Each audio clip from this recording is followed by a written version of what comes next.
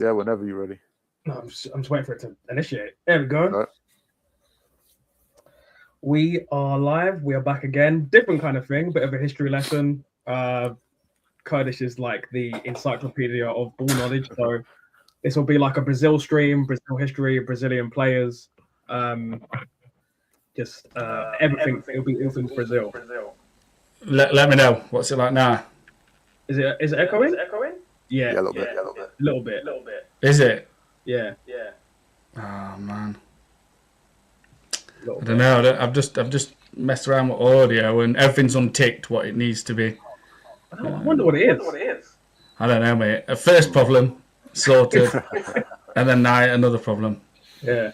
I mean, we can. If anyone complains, then I'll just see. Has that changed anything now? No. No, I can still hear myself. I don't know. Tell you what, you can be on mute when we're talking, and when you want to talk, can come off it. I don't know. Yeah, you can do that. Yeah. Oh, you know what? Since you're new to the show, Rich, we'll let you start. We're just going to start with our top five Brazilian players in the Premier League, and then we'll do all time after. And then Curtis is going to do like history and stuff like that, so you can kick us off if you want.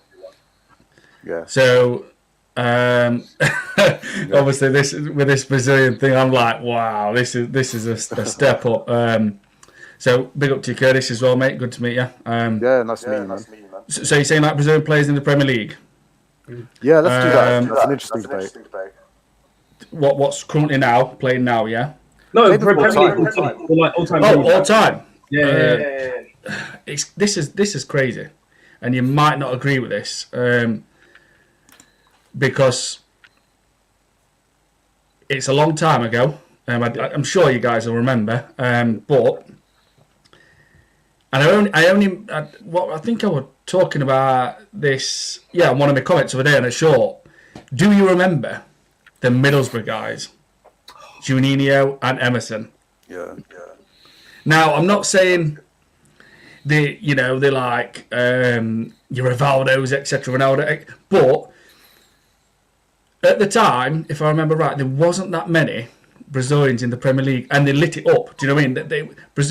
Emerson, Ravanelli and Juninho literally are famous for that Premier League era. You know what I mean? Everybody says, oh, Middlesbrough, Premier League, yeah. Obviously, they mentioned Hamilton Ricard, etc. and Michel Beck and all, but they always say, oh, Emerson, Ravanelli and Juninho. So I think they've got to be in there, to be honest. I do, because I'm not, obviously Middlesbrough, FA Cup against Chelsea, Di Matteo, famous goal, etc. So they got places, but there was never like top 2, 3, 4. Do you know what I mean? So when you had those two players, if you took those two players out of Middlesbrough, let's say Ravanelli, obviously he's Italian, but if you took Emerson and Juninho out out that team, it could have got relegated straight away. Do you know what I mean? So I think Emerson, Juninho was up there. I'm not going to say Denilson at all. No chance. I thought he might have been decent when he first came. I'm trying to.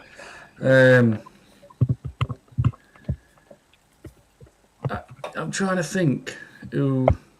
It's when you're on spot, you think of Brazil. I'm thinking of players now, and it's got.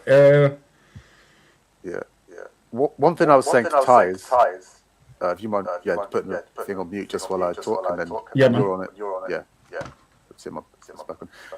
So one thing I was saying to Ty is players that kind of spring to mind is like Fernandinho and Alisson a little bit, but it feels like a cop-out suggesting them because they don't feel like your typical Brazil players, like you said. Like Juninho is interesting because even though he came to Middlesbrough, which isn't like a big six team, he lit up the Premier League. He's also one of the early, I think, Brazilians, like you said, to come over. I guess the weather wasn't really that enticing. If you're from the beach and you see all this nice weather, and you come to the Premier League. Don't forget about the women as well. Fucking hell. Terrible. That too. I have to bring in. This is the thing. When someone says something like this, like if you said this to me on the street and asked me, or if I'm just thinking of it, I'd have probably mentioned 10, 12 already. Eleno, Man City player, not the best. I think he had a few decent spells. I think it was his name, Eleno. Let's not forget Gilberto Silva. Of course. One of my close friends, I won't say close friend actually, but someone who was a lot older than me, an Arsenal fan, he says, Gilberto Silva, while all Brazilians were playing football, he was just sunning on beach. He never rated him. But when you look back and you think, you would have Gilberto Silva in that midfield tomorrow. 100%. And when you mention Fernandinho, Kurdish, I mean, he's got to be one of the best. He's little. He wasn't obviously built big, but when you look back and think, my God, how important was he? He covered so much grass. He was an engine, a warrior, a winner, leader. So he's 100%. Fernandinho is probably high up. He's probably, you'll probably mention another one, or I might think one, but up to you, I think he's We had some famous ones as well that maybe didn't make the impact. So like Robinho, when Man City took over, that was a huge moment, I think, for Premier League and for Man City. Can I just say this quickly about Robinho? Yeah, you know, I think when Man City bought Robinho, I was in like year 9, year 10. The first thing I did, I was like, I got the fro hawk. I cut my afro. I cut the sides of my afro. Got the fro hawk, and I got the blue vapors as well. I literally thought I was Robinho, man. I used to love Robinho until we scored that chip against Arsenal when we lost 4-1. I was fuming. Terrible. Yeah, I mean, I watched in the Emirates Cup when he was playing for Real Madrid. I was like, I couldn't believe he went to Man City. That was a really crazy moment. It was really weird. That was the signal where Man City were coming, and then you had to pay attention to them. But it took a while for them to kick into gear. And he didn't really hit the heights here. I think Rich was saying, there was like Alano, there was, I think, was it Joe as well? Like there was these sort of players that were kind of Maicon played for City as well, didn't he? Sorry. Maicon played for City. Yeah, Maicon played. Yeah, wow. Yeah, that's true. Actually, like you forget that they had stints in the Premier League. I think. A funny one is Edu, because Edu played for us. Yeah. He wasn't big, but he became like Edrundo, Caesar, Dawn, Casper. Yeah, another one. Yeah, and he's invincible. So people can say, well, is he up there? But if you go in as I would say a top 10, I think he has to fall in that. I really do, because he's been part of the most consistent, successful team in the Premier League history. If you count it consistently, not losing a game, and he was part of it. And it was kind of a backup, but you'd put trust in him. You know what I mean? If he had to fill the gap that day, you'd be like, he's about 6'2", got a good physique on him, and he were a baller. Do you know what I mean? Because, well, as we know, he learns from the likes of Keown, Adams, Bold, Seaman, even at back. You know what I mean? Vieira. I mean, I do not like mentioning Martin Keown anymore, because he's become the softest puppet. What a puppet he's become. Yes, Mikel. Yes, sir. I'll hold your drink while you have an interview. Oh, man. And I never thought I'd say that about Martin Keown, a winner, warrior, leader, everything. Yeah. The one thing I'd say about Simon Jordan, he does rinse out Martin Keown really funny. He bullies him on TalkSport. I just feel sorry for Martin Keown. Yeah, but to be honest though, he does it to himself. Like some of the things, like when he gave Odegaard that man of the match at Aston Villa away, I was like, this guy is a fucking disgrace, man. Odegaard was one of the worst players on that pitch, and that was the first time I done a live watch along, and I was watching Odegaard very, very closely. He was awful. I was like, how are you not giving it to Morgan Rogers or Buendia? And I was like, the agenda, even on the overlap, Ian Wright was capping for Odegaard as well. Like the paychecks that these guys must be getting, because Gary Neville said, surely Arsenal have to win the league this year. He was like, well, I'm not sure, Gary, I'm not sure. He was like, mate, it's been 6 years. He needs to win the league this year. And he goes, and then Ian Wright was like, I know it's a bit of a side note, but he was like, Odegaard is probably stifling the attack and stuff like that. And he probably, Eze needs to run in the team and stuff like that. So then Gary Neville goes, would you drop? So what's the team? And then he puts Odegaard back in the team. I was like, I can't drop him. He's the captain. I just thought, Wright is the reason why my family supports Arsenal. And it's just like, to see these legends, Keown, even Dixon as well, Ian Wright, the only ones I would still trust are Vieira, Petit, and Henry. All the others legends are absolute. They've sold out, man. They've sold out. It's a disgrace, man. It's a disgrace. I like Petit. He's very unfiltered as well. He's just very honest. They ask him about Man United. He just gives his honest take. It's like I think I don't have the answer about Man United, but they turn on performance against the big teams, which is a good point. He has been critical in a very, I would say, reasonable way, because this guy, like I said, when people say, oh, these legends at this club and stuff, and I always use Petit and Overmars as an example. Signed in '97 from Monaco, Petit, Ajax, Overmars, and they both left in 2000 and both went to Barcelona, and they are absolute legends at this football club. But some of these obsessed Arteta fans won't even know who Mark Overmars is or Petit is, or they'll be like, no, they can't be legends. But Petit has been very critical with facts behind it, because obviously we've not delivered. But now he is like saying he believes Arsenal's going to win league, and he's probably basing it on because of the defence with Gabriel and Saliba, like I said. But he's saying it's now or never, basically. So he's saying if they don't win it, Arteta's going to have to be sacked. It's simple as that. And obviously everyone knows that Arteta's the biggest problem at this club anyway. So yeah. Kurdish, do you want to get into your top 5 Brazil Prem players then? Yeah, I'll get into that. So, okay, it's top 5. So, it's going to be fun. I'm going to put Juninho just because of impact. Juninho, because he's one of the trailblazers, did it. That's the first one that came to mind, to be fair. Juninho Paulista, because there's 2 Juninhos. There's one that played for Leon. It was just confusing. Oh. So Juninho Paulista, because he's from Sao Paulo. Best free kick taker of all time, by the way. Yeah. I'll talk. In my opinion, I think for me, my dad showed me a video of him, and he was like, "Listen, son, this guy looks like he's got a PlayStation controlling the football," and I never forgot him telling me that. yeah, it's funny, but yeah, there's Juninho Paulista, and then I think fourth would put who would you put at fourth? Maybe I'll put this is a tough one, Willian from Chelsea. Which is crazy for an Arsenal fan saying that, but for Chelsea, he should be higher if anything. It's just the Arsenal thing left me sore. Yeah. So I'll put him at 4, which is maybe a little bit harsh, but then who's at number 3? Maybe I'll say Felipe Coutinho, Liverpool. He was really good there. Number 2 would be, this is hard. So I'd say I would give it a tie between, because I have to put them both. I would say Fernandinho and Firmino.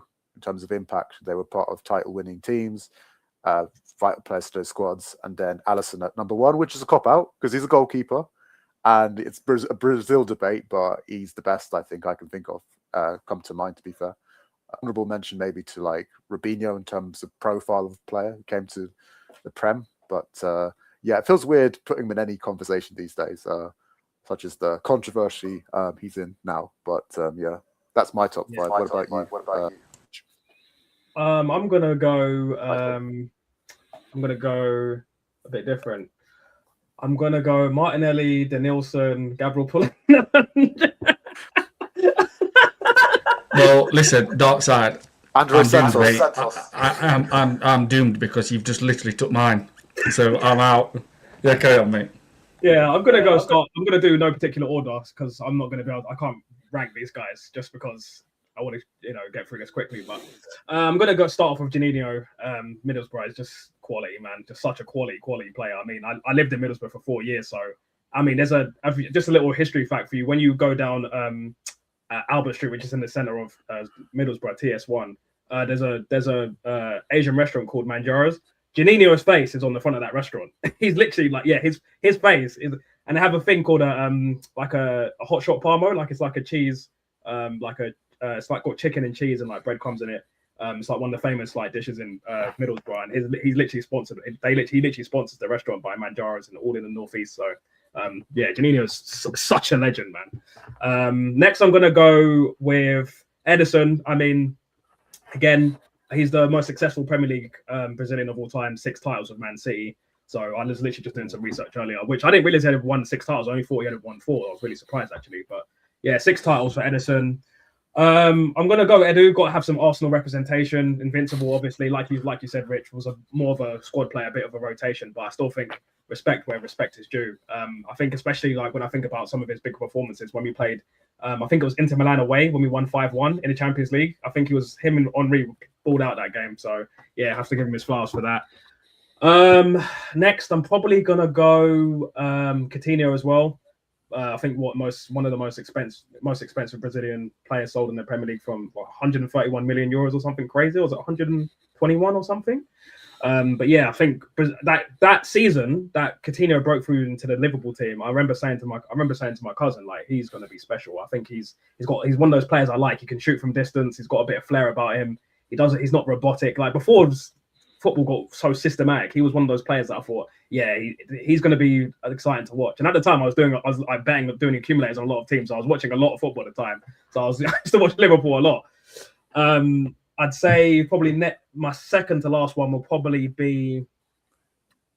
It's hard actually because there's not really that many great Brazilian players. I'm probably going to go Coca. I'm probably going to go Alisson as well, and then my number one is probably going to be Firmino. I think in terms of because I just love forwards, man. I played the false nine as a kid, so I think the whole false nine role and like laying it off to your wingers and stuff, and like Salah and Mane being inside forwards and them winning Liverpool's like first Premier League as well. I just think he's been great for the Premier League. He's been great for football, great for Brazilian football, and you got to love the fake teeth as well. He's got that pearly white smile as well. but that's me. What you can wrap it up, Rich, and then we'll.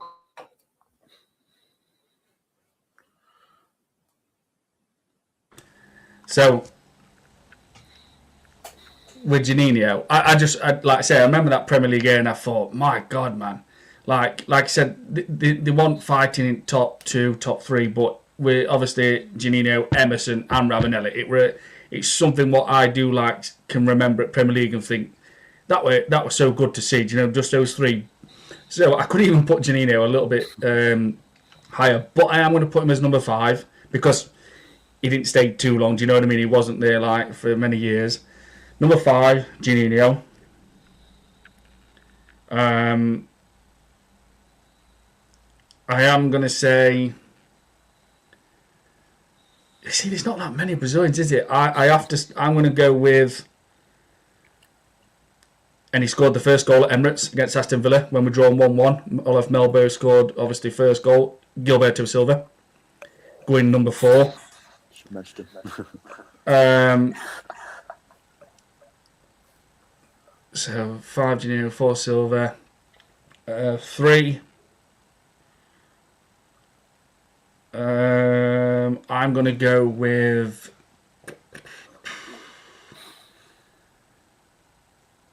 I would say Firmino. I think he was so vital for Liverpool. If you said to him, play left wing, play right wing, play up front, you won't be thinking, will he struggle physically? Do you know what I mean? Will he not be able to get up in air? I can't remember many headed goals, but you just knew he would be able to give a decent percentage of every attribute. Do you know what I mean? Like if he was through on goal, you think, I trust him to score. Do you know what I mean? Or if he's cutting in, I trust him to smash it. So Juninho 5, Silva 4, Firmino 3. I would say, because obviously, so what I've gone Juninho, Gilberto, Firmino, Edison, 2, and I would want to bring Alisson into this, but he has dropped off last 2 years, and I've got to say it's someone I've already mentioned. I just think this guy. A bit like looking at Makelele, small but got around that, covered that grass all the time, put an absolute shift in, a nightmare to play against. He was so strong in his tackles. He would slide tackle, he would shoulder barge it, he controlled the tempo. Fernandinho for me. Fair. I've got to say Fernandinho. I just think FC always big up. Good to see you, my guy. I think it's Fernandinho for me because I just. I think he's about 5'10", and he just looked and thought, man, can he cope in middle? Do you know what I mean? Can he handle it? And then I think they even said when Rodri came, we just can't get a Fernandinho. Do you know what I mean? I just think they were still relating it to him. Obviously, Yaya Toure played in around that time, but he was more of just a powerhouse ball breaker. Do you know what I mean? What would just be a steam train, whereas Fernandinho was someone who would sit and obviously just be calm and, as they call him, a policeman, collect everything. So, Yeah, I'm with Fernandinho. I was going to chuck Alisson in, but Gilberto Silva has to go in there for me, I think, as well. Yeah. Oh, yeah, that's a good one. That's a good list. Better than mine. I feel bad. I feel like I've disrespected Gilberto Silva. I'm sorry. You're the Yeah, I GOAT. forgot about You're the Gilberto GOAT, as well. man. Yeah.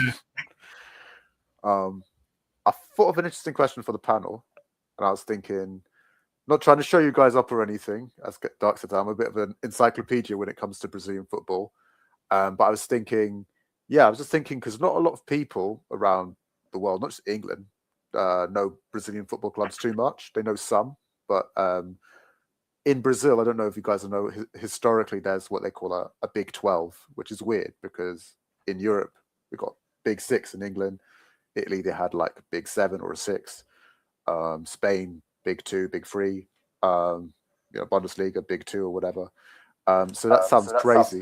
Like, how can there be 12 big teams? But could you guys? I don't know much Kurdish, but as people like the Darkside, I used to watch football all over the world because it used to be a better. Not bet for 2 years in April the 8th, by the way. Never do it ever again. Did it for 6 years, so I watched football. I even watched like Malmo in Swedish league, Swiss league, obviously River Plate, Argentina, all over the world. And obviously I come across some Brazilian teams like Palmeiras, Juventus, Botafogo, Cruzeiro. I forgot loads now, but I know obviously Botafogo are top of league at the moment. Flamengo won it last season. It's Fluminense as well. I think last season Flamengo won it and Palmeiras finished second. And like Ronnie, who used to play for Palmeiras, and so I used to, obviously, because when you're betting and you just get to know players and teams. I mean, I now knowing like Lion City Sailors in Indonesian league and stuff, and so, but I've forgot loads now. So, because obviously I don't bet. It's 2 years in April since I'll never ever do it again. Never. Okay. I used to bet on the African league, man. I remember one time I was betting on Kaiser Chiefs to be Kaiser Chiefs. Yeah. Absolutely. That's hilarious. So I'm gonna just go into like one a bit like the background of Brazilian football. I'll do it region by region. I'll break it down a little bit, and I will just call out sort of like Premier League. By the way. Big up everyone, So I'll just basically big up everyone. Big up everyone in the chat. Big up AFC. Love the picture of Captain Hook. It's quite funny. That's gold. So Brazilian football is interesting. I've always found it fascinating, even though I obviously didn't get to watch it as much. Different country, different region, different time zone, and everything. So it's difficult to follow up the games. But I had a Brazilian neighbor, and he told me about Brazilian football. Like they've got 12 big teams. So and within this Big 12, so-called Big 12, all 12 clubs actually since last year they've won the Copa Libertadores, which is the South American equivalent of the Champions League. So you could say they've lived up to the name, like Rich was saying about Botafogo. They won the Copa Libertadores for the first time in their history last year. So that means all 12 of the so-called Big 12 in Brazil have won the South American equivalent of Champions League, which is amazing. The last 7 seasons, I think, as well, in the South American Champions League, Copa Libertadores, has been won by a Brazilian team. And the runners-up, 5 out of 7, were Brazilian as well. So they're very dominant in South American football. You'll see a lot of Argentinian players, Colombian players playing in Brazil. So that brings me to the Big 12. So it's mostly 12 teams, but it's from 4 different cities. So the cities everyone knows about in Brazil, you know about Sao Paulo, you know about Rio de Janeiro, but there's some other cities. So, for example, there's Porto Alegre and there is Belo Horizonte. So Porto Alegre, for example, we'll start with that. That's the birthplace of Ronaldinho. Ronaldinho, famous Ronaldinho, was sometimes called Ronaldinho Gaucho.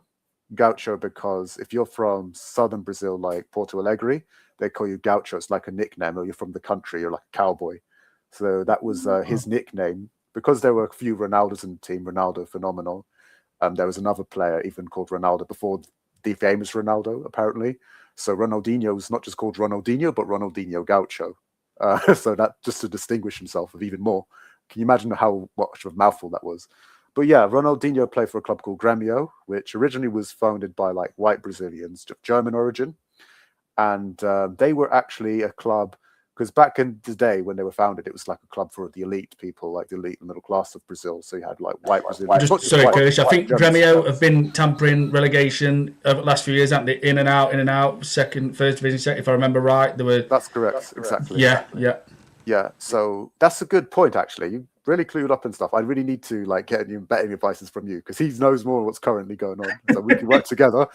He clues me out what's going on now. I'll tell him what's going on in the past. But yeah, no, nice one, Rich. Big up to you, man.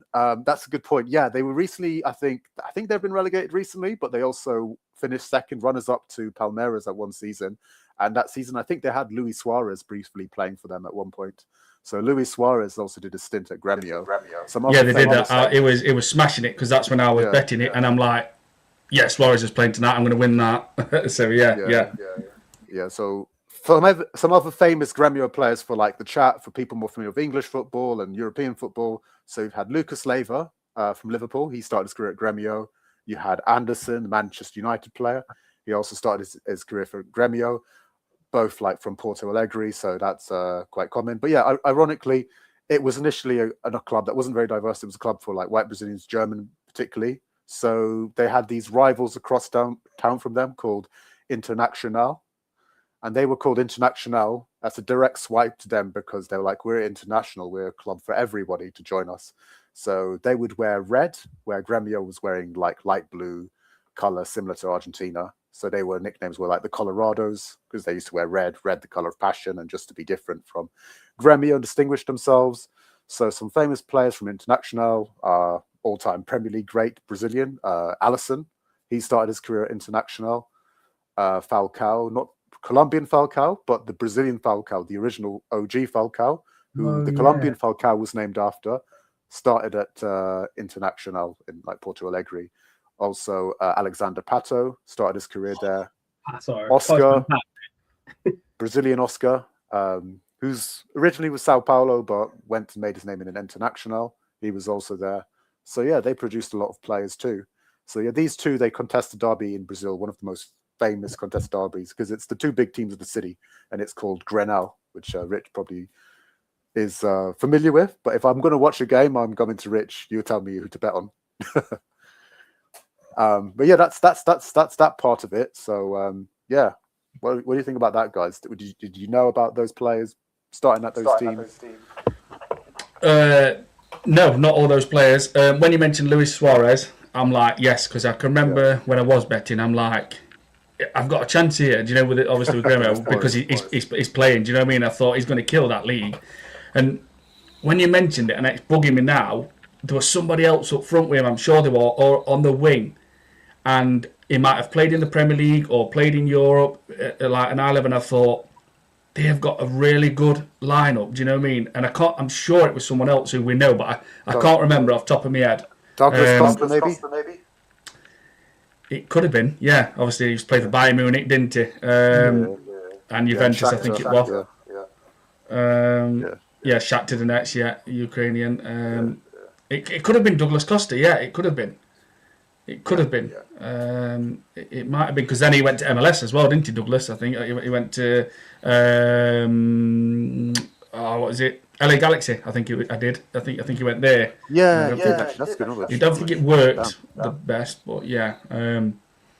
Grêmio and like say Internacional and obviously Juventus, Cruzeiro, Fluminense. Yeah, I said when you obviously I've not betted for 2 years. It will be 2 years in April, but when you do it, you just get to know all these teams like Lion City Sailors, like I said in Indonesian league, and like what Darkside says. Kaiser Chiefs and all that. You think some of the names are mad. Is this a football team? Yeah, Kaiser Chiefs is like a band now, isn't it? There's actually a team called Sexy Pot. Oh wow! Oh yeah, I think I've seen that. Yeah, and I can't remember I can't remember where they're from, but it's true. Yeah. That could be the other. I think there was a team in Africa that used to play at the same time. I think it was called the Orlando Pirates or something. Something Pirates. Yeah, no, it's Orlando Pirates. Yeah. These names to be football teams, they have to be like a Marvel Comics supergroup or something like that. Yeah. Anyways, that's a good one. You shout out another Brazilian team, Cruzeiro. So I'm going to talk about Cruzeiro, because Cruzeiro is based in the Brazilian city of Belo Horizonte, and that's in a region called Minas Gerais. So Cruzeiro is famous because this is the first football team of the Brazilian Ronaldo, R9. So he started his career actually in Minas Gerais, which is not exactly Rio de Janeiro, but it's not, I suppose, the furthest away from Rio de Janeiro. So it's a big city, but it's just like above Rio. I think R9's dream was to play for Flamengo. He never actually got to play for them, but he went at Cruzeiro before moving to Europe with PSV Eindhoven and a lot of other teams. Interestingly enough, Cruzeiro, I think they were called Palestra Italia, which another Brazilian team was also called Palestra Italia, which we'll get to later on. But they were started by Italian immigrants in like Belo Horizonte. And yeah, they're the most popular team in that city. And they've got rivals, I think, crosstown rivals called Atlético Mineiro. That's the team of Gilberto Silva. He's also from Minas Gerais. But some more famous Cruzeiro players, Maicon, started his career at Cruzeiro. Atlético Mineiro, is that Hulk's team, Kurdish? Yes. Yeah, Hulk's playing for them now. Yeah. Ronaldinho. He must be 48 now, or 55 or something like that, Hulk. He seems to be around for ages, mate. But yeah, Atlético Mineiro, Hulk. Again, when I was doing the bet, I remember them because they had like, I think Douglas Costa, Diego Costa was maybe, I'm not sure. Diego Costa played for them as well, yeah. And Hulk at the same time, wasn't it? I think, and I'm thinking they've got a right line up. Yeah. Guys, black and white strip. Yeah, a lot of them. Yeah, black and white strip. Yep. There's a lot of Brazilian teams with black and white. So there's obviously Santos, there's Atlético Mineiro, there's Botafogo. So a lot of teams wear that black and white stripes. It can get confusing. Vasco da Gama have a black and white kit, but it's more like a sash. But yeah, so that's another famous team. So yeah, Atlético Mineiro, the Gallows, the Roosters, there's their nickname. Don't know why, but yeah, they are famous. Yeah, they've got that's where Savinho started out. So Savinho from Manchester City. Who started their career? Yeah, Gilberto Silva, I think that's one of the most famous ones. Ronaldinho, in his latter stage of his career, he went to Flamengo, then Atlético Mineiro again. He won South American Footballer of the Year. Not sure I think he might have won a Copa Libertadores with them or something like that. But yeah, he had a really good season back there as well. So yeah, they're rivals with Cruzeiro. So they're rivals with Cruzeiro. So they have this intercity derby, in Belo Horizonte. Those are the two big teams. But yeah, R9 Ronaldo, most famous person, actually came out from there. That was him. But yeah, so it's a big team. Both won Copa Libertadores, so Champions Leagues in South America again. And yeah, now we're getting into the big ones. I'm going to go into, I think, Rio de Janeiro, and then we'll go Sao Paulo, because those are the ones with the most successful teams. And they got 4 big teams each in that sort of so-called Big 12. So yeah, just come back and have a little pause. I just want to see, did you guys know about that stuff? I know you did, Rich, because you know more than me. Listen, I'm like, when you're going into all like the football, obviously talking about football, but then you're saying like the history, and I'm like, I definitely did not know that, mate. Trust me, I did not know at all. But it's just when, like I said, if someone says to you on the street, or name this song or something, or name this team, you're like,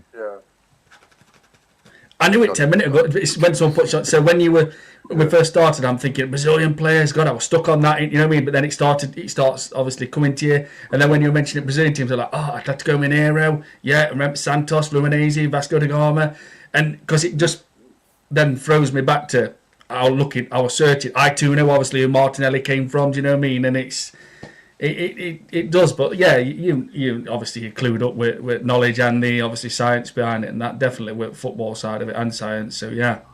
That's great. I think we complement each other well, because it's the recent stuff. I know the ancient stuff. So yeah, that's I think good. For me, this is all news to me, because in terms of I never really watched when I used to watch football with my dad as a kid.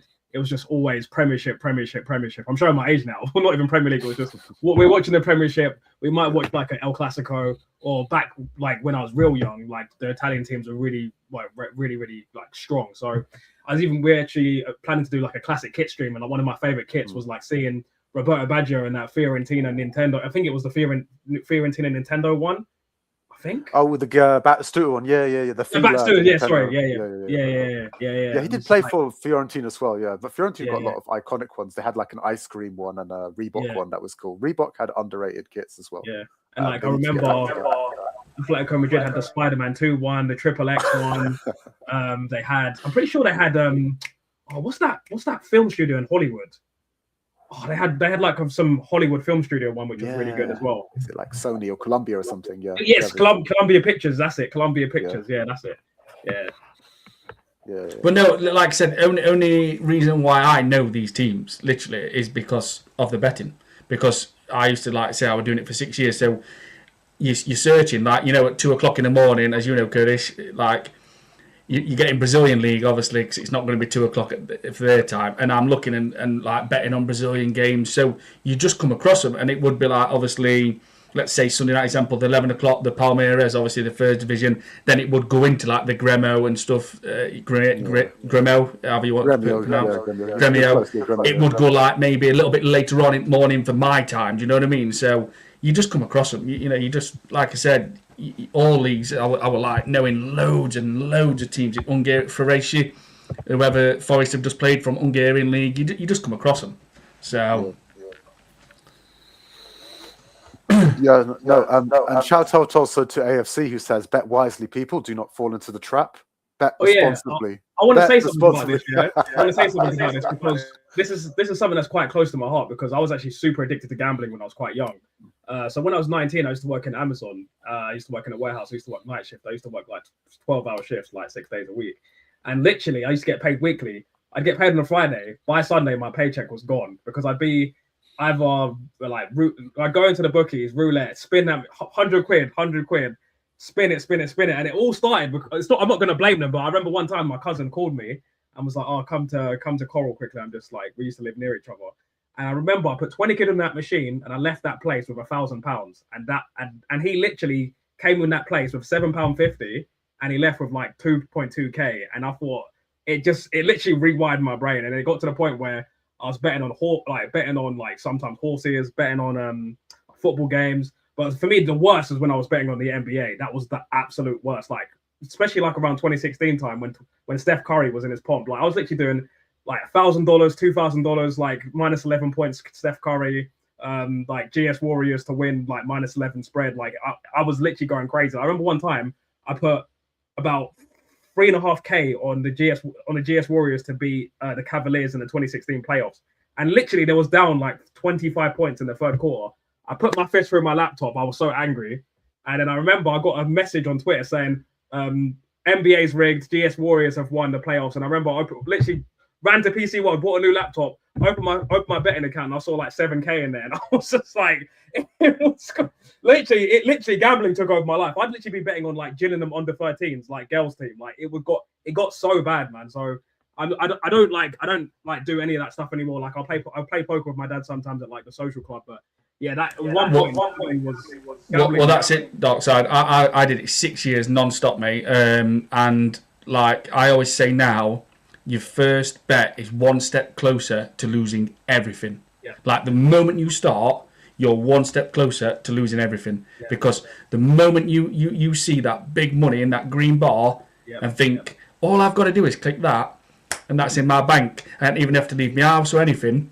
That is the worst thing you can do because you'll just want more. Like, cut story short, I were betting, I were going fivers. I'm like, it's not happening. Then my mate were like, right, Rich, if you want to win big, you have to play big.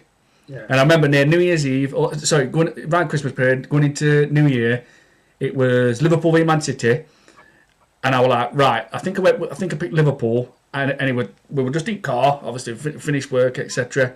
And it was saying, well, I'm going 100.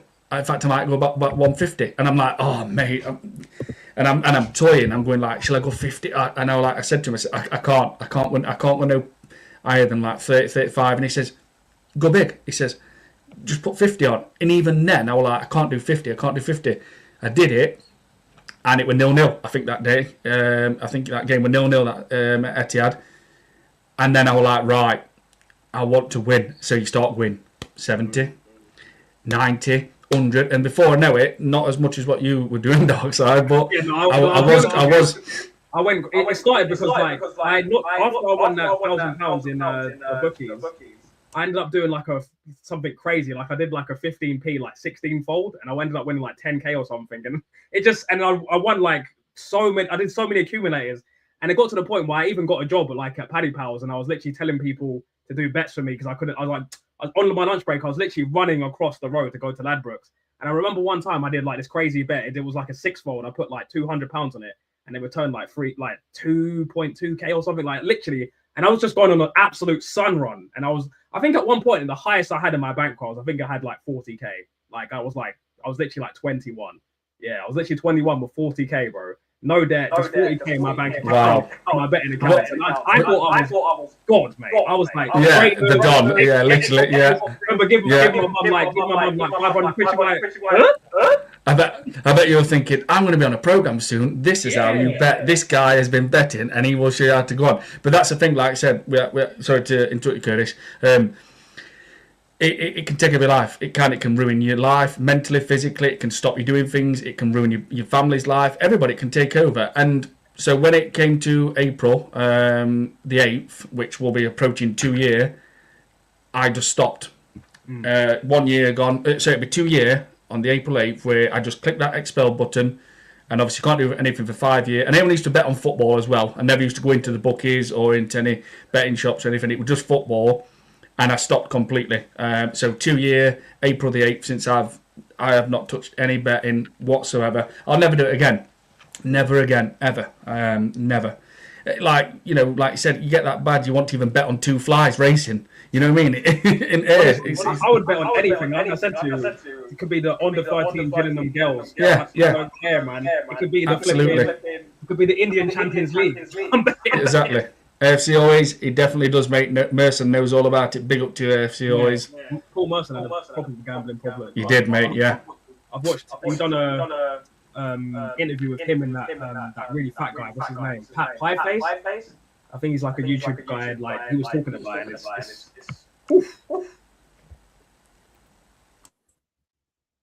it. Brazil League has just started for 2026. Most of the grounds are always half empty unless one of the top 3 teams are involved. I didn't know that. I thought it was quite. I think like there's poverty as well, like in Brazil. I think because when you're coming from Premier League, watching English football, that's stadiums are packed and they're very well financed. It's a lot more organized. I think it does look, of course, better. Like you think, oh, it's a better league, better quality, better finance. But you watch Premier League game as well, and you can see that sometimes games might be very tactical.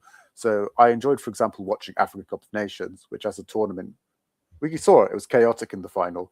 But overall, as a tournament, it reminds us what football is about, which is about passion, about playing, about passing the ball forward. I never thought I'd get to a point where I'm excited about seeing a guy pass a ball forward and not sideways. It's got to that point, guys.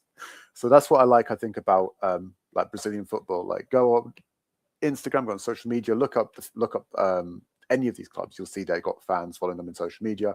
I think Roy, you do have a point because there are like big teams like the Big 12, but there are certain teams definitely bigger, like Flamengo. If you watch Maracanã, like Flamengo, you're going to see which is a big club. We'll get to them, or Corinthians. They're well supported, but that's true. There is a bit of disparity sometimes in terms of the big elite teams, I would say, in Brazil. But that's a lot of around the world. I think sometimes it's poverty as well. Sometimes I think we have a stereotype that we think all Brazilians are football men and they watch and love football. I've met a few Brazilians that don't like football, but which surprises me because they're like, you won 5 World Cups. Like I went to this Brazilian restaurant today, actually. I got the drink and I was like, I saw a fake World Cup. I was like, do you like football? Like, you got a World Cup? He's like, nah, I don't really. It's a chef. I was like, really? You're Brazilian? You don't like football? I mean, I can understand if you're English, you don't like football, you never win anything. But Brazil, like, you're the best. Yeah. Bro, my name's not this. My name's not Shane. Why do you always call me Shane? What's it? Bobby Firmino, we call you now. Yeah. Zach's a big Zach's a big Liverpool fan. He thinks Liverpool are going to do the treble this season. He's like, put it this way, type of Arsenal fan TV, but like a Liverpool version. Yeah, I think Liverpool could do treble. I really don't. It's not going to. Listen. Like we are going into, I have kept saying, and you've probably heard me, Darkside, and people know on my channel, if I get things wrong, I'll put my hands up. I've said, watch Liverpool a lot of times. Watch Liverpool kick into gear, and they're going to absolute steamroll teams where it's going to be 3s, 4s, especially with Isaac Wirtz, which, by the way, Florian Wirtz is really starting to come into form now. And I did kind of get that one right. I said, don't. What did I say? Something like, don't. Oh, I can't remember what I said now. Don't ignore how good Florian Wirtz is just because of what you've seen already, because you can see little glimpses how he can pass a ball, how fast he is at moving with the ball, and the positions, and obviously starting to score now, and he's creeping up towards about 6 goals now, and it's, I think, well, done miles better than Madueke, put it that way. And I kept saying, Liverpool, Isaac, they're going Ekitike and Salah, they're going to start destroying teams, but it hasn't happened. We haven't seen the best season from Salah, and obviously Isaac is picking his normal injuries up. So, and I don't know if Onslaught's going to be there. I just don't know. But I tell you one thing, Onslaught's a better manager than Arteta because he's won league in his first season by 10 points from being at Dutch Eredivisie with Feyenoord, Go Red Eagles, and AZ Alkmaar, obviously in his time. So yeah. But Liverpool, I'm afraid they won't win the treble. Just have to say that it's not going to happen.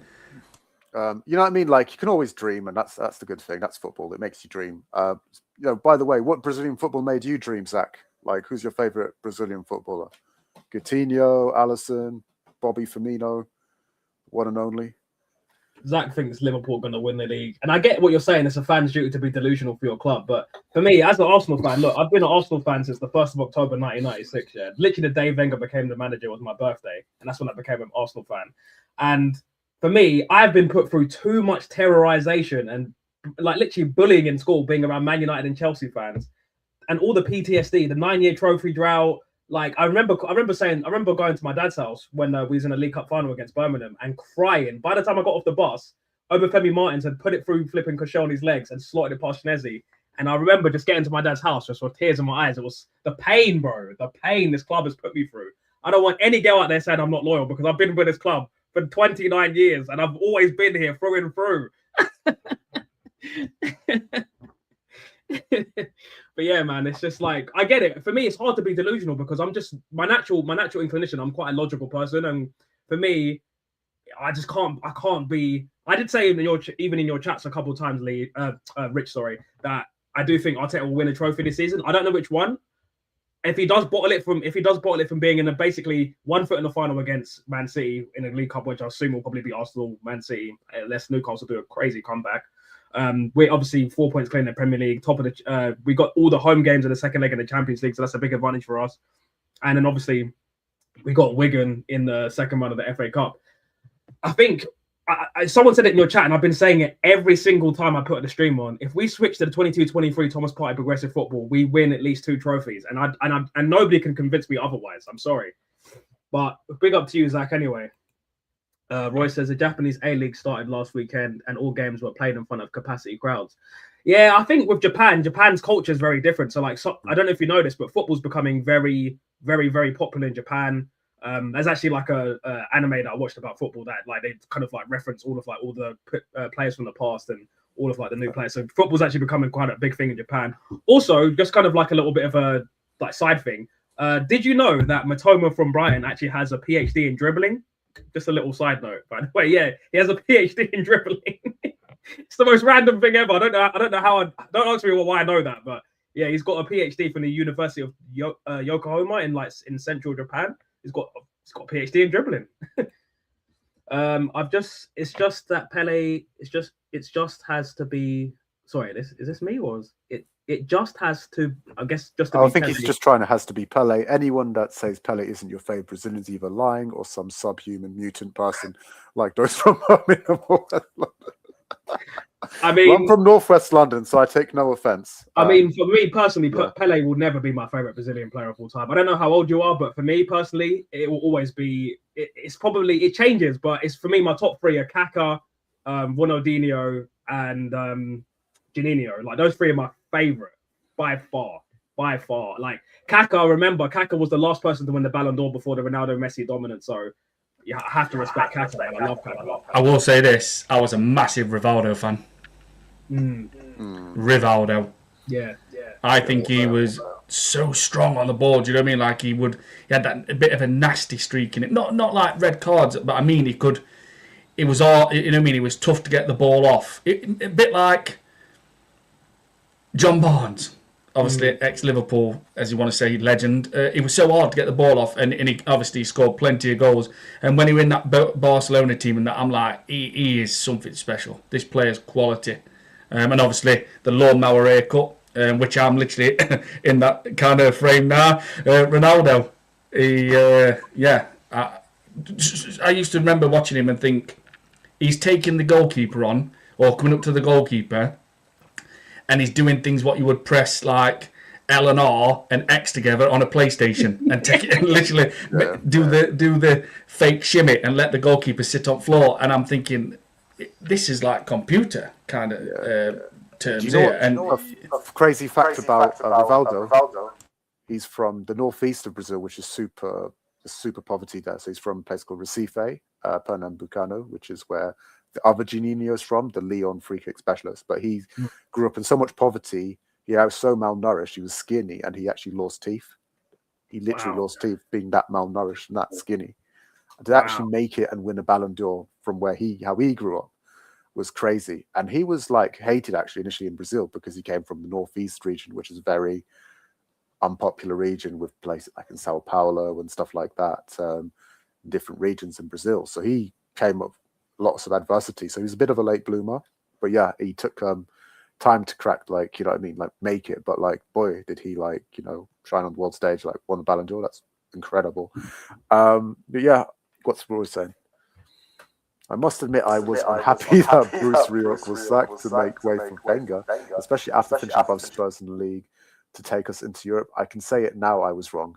But big up to you, Roy, that shows self-reflection. And sometimes, you know, we as fans, we might predict things or we might back a manager and it turns out maybe the manager wasn't the right fit, or we're against a manager and the manager maybe impresses us. So, for example, like I really thought Emery would hit the ground running with us at Arsenal. I think he is a good manager. I think he could have worked, but it just wasn't to be. He don't think he was given the tools. Arteta he wasn't. Came in. He wasn't. He wanted Zaha. He got Pepe. He wanted. There was a defensive midfielder he got, but he got Torreira. I think they done him dirty. It did my head in when I think if it had stayed and given more time, I think Unai Emery would have won a Premier League with Arsenal by now, because I will say this, he can bring balance to a team. Look at what he's got. He's got Victor Lindelof playing at centre back, while Tyrone Mings, who's just actually come back as well, being out all season, he's got him playing centre back, and Lindelof has been looking like a Diaz at Man City 2 years ago. You know what I mean? And this is an outcast at Man United. He's got Emi Buendia back in team, scoring goals, obviously being very creative, scored against us last minute, scored the other day. Tillemans is even better now. Concert, Matty Cash is class again. He is a fantastic manager. And obviously Ollie Watkins been in that, but just going to that and all AFCO is Ronaldinho, absolute class, and Romario, what a finish. Yeah, and I'll tell you I'll say a couple of things actually about Romario. I don't know if you know this, but I think it's because he grew up poor. Yeah, he used to like do things with his manager and say, "Listen, can I go to a party if I get a hat trick?" And he would literally bang braces and hat tricks to go out drinking. Like, he did not give a fuck, by the way. So I always say, like, one of my controversial opinions, that Ronaldinho would have been the greatest player of all time if he wasn't partying, smashing girls, and doing gear. Like, because these Brazilians, man, they just, because they come from that poverty, once they get all that money, they just have to let loose, man. They're nuts, man. That's why I love the Brazilians. They're just next level, man. Yeah. But you've got to look up this. I'm going to get into some teams, but like I'll get into the Rio de Janeiro teams. But yeah, Romario like brings me to like my little history lesson. So Romario basically started in Vasco da Gama for like a Rio de Janeiro team. Vasco da Gama. They also had this other player called Edmundo, and the two of them had in their contracts apparently. They had this weird. Kurdish was Edmundo, the bad guy. Yeah, so even worse. I'm sorry to He played against Man United in that. They came out the FA Cup that year, didn't they? And they went and played in that. Yeah, and everyone obviously, why is Man United not in FA Cup this year? And obviously they went and played him against and they played against Edmundo, didn't they? If I remember right. Edmundo and Romario in 90. I think this is 98 when they won the treble. They went in the FIFA Club World Cup. Yeah. They got destroyed by Romario and Edmundo. Vasco and Edmundo was bad, like criminal bad, I think, one or. He had this issue where I think he killed somebody, like drink driving, and He had all this sort of scandals. He was feeding alcohol to. He was giving alcohol to a chimpanzee. He was crazy. Edmundo made like Romario look like a choir boy. They were both as crazy as each other. They even fell out with each other. They had like a bit of a back and forth because Edmundo, I think Romario at his contract, he was threatened to leave Vasco da Gama if they didn't make him the captain. So they made him the captain, stripped away from Edmundo. Then Edmundo went on strike, and they had this big feud. So it's quite funny, those two. Edmundo's the footballer that should have played in the '98 World Cup final, but that's when Ronaldo R9 had the convulsion, and Edmundo was in the lineup, and he was so crazy. He was called the Animal in Portuguese. They were like, "Fuck, we play Ronaldo. He's probably not fit. He had a convulsion, but we have to play him. We can't play Edmundo. He's mad. He'll get sent off." Yeah, I just want to say, make sure you subscribe to Rich's Arsenal channel. He's a great channel, great Arsenal fan, very knowledgeable. And you know what? Can I just say this, Rich? Yeah, you made me laugh. Like I was actually in tears the other day when I was watching your stream. You said something. You was talking about some Irish guy on Twitter. You said, "Oh, I think his name's Alan something," and you did the impression of him, and you was like, "Fucking wet wipe." And I promise you, I started howling. I was laughing so much. I wanted to super chat because I was like, bro, I was laughing so much, man. I was literally in tears.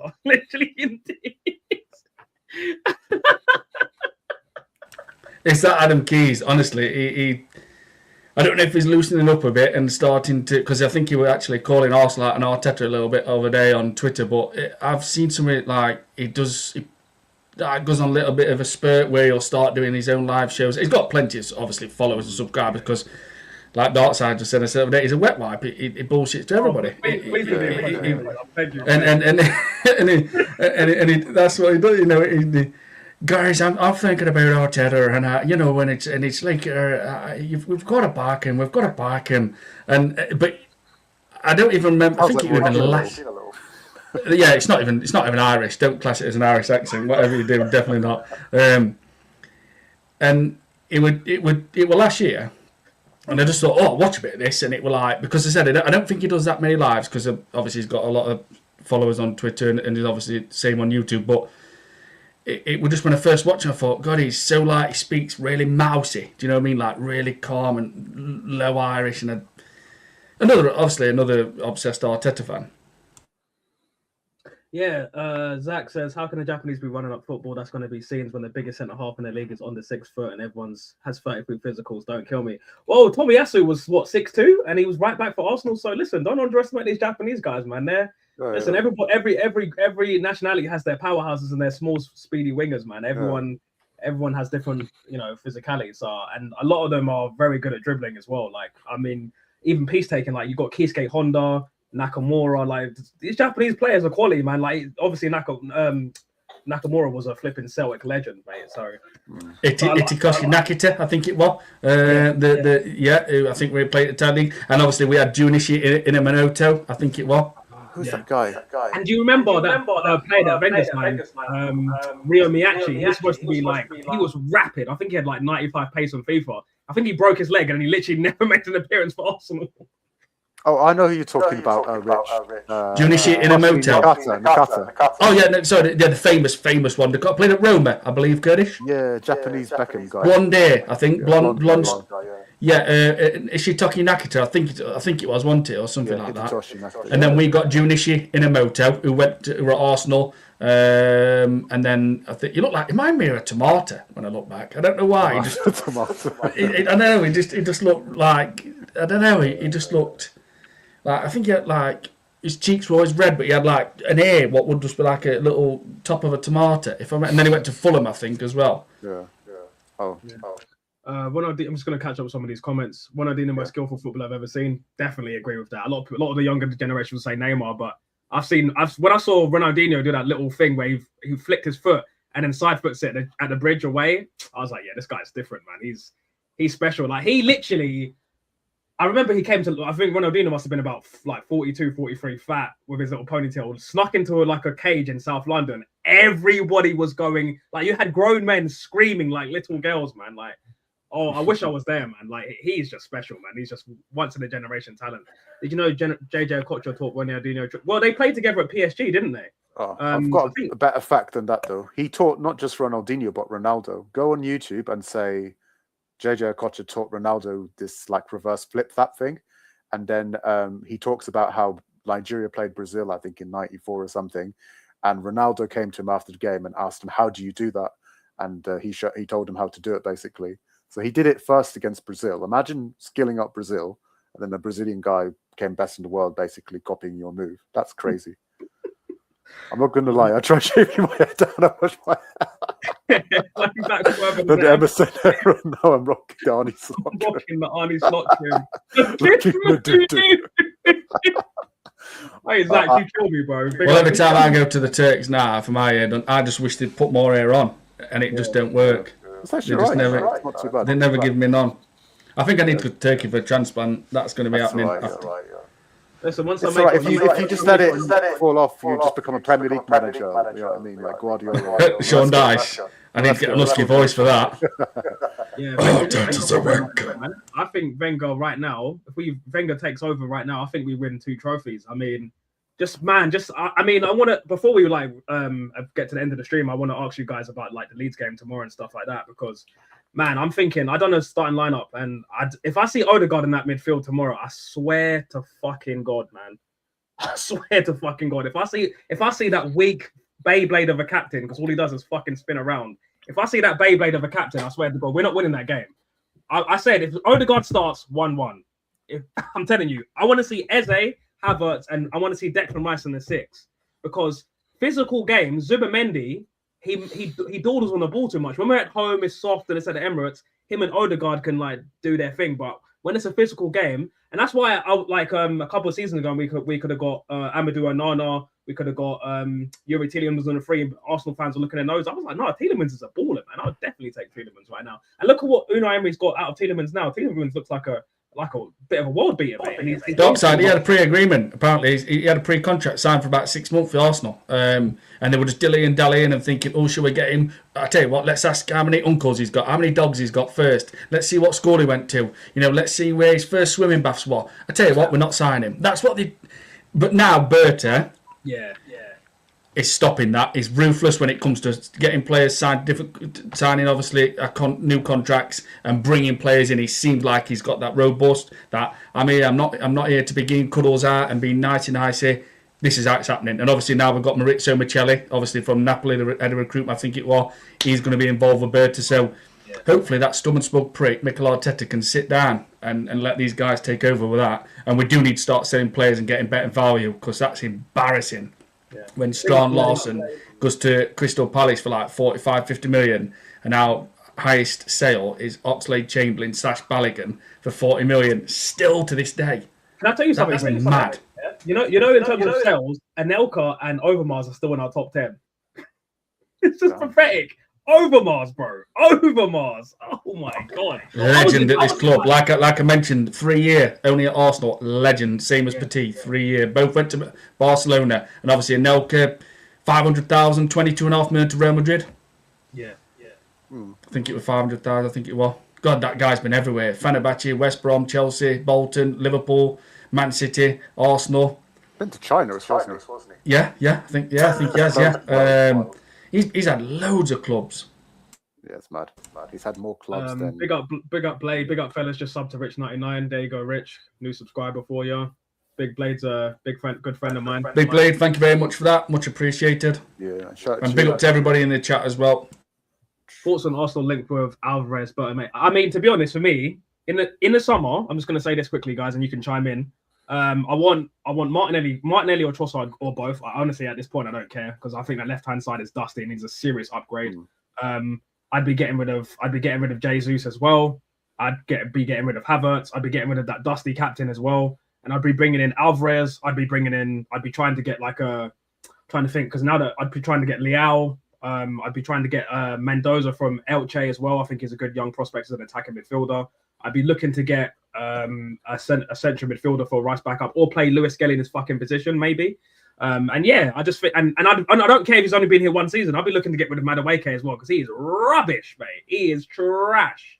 He's like, I was watching Curtis Shaw's stream today, and he said that Madueke is like going to like Noble or Hakkasan and like an expensive restaurant, getting like the golden steak done by what's his name, that guy, Salt Bay.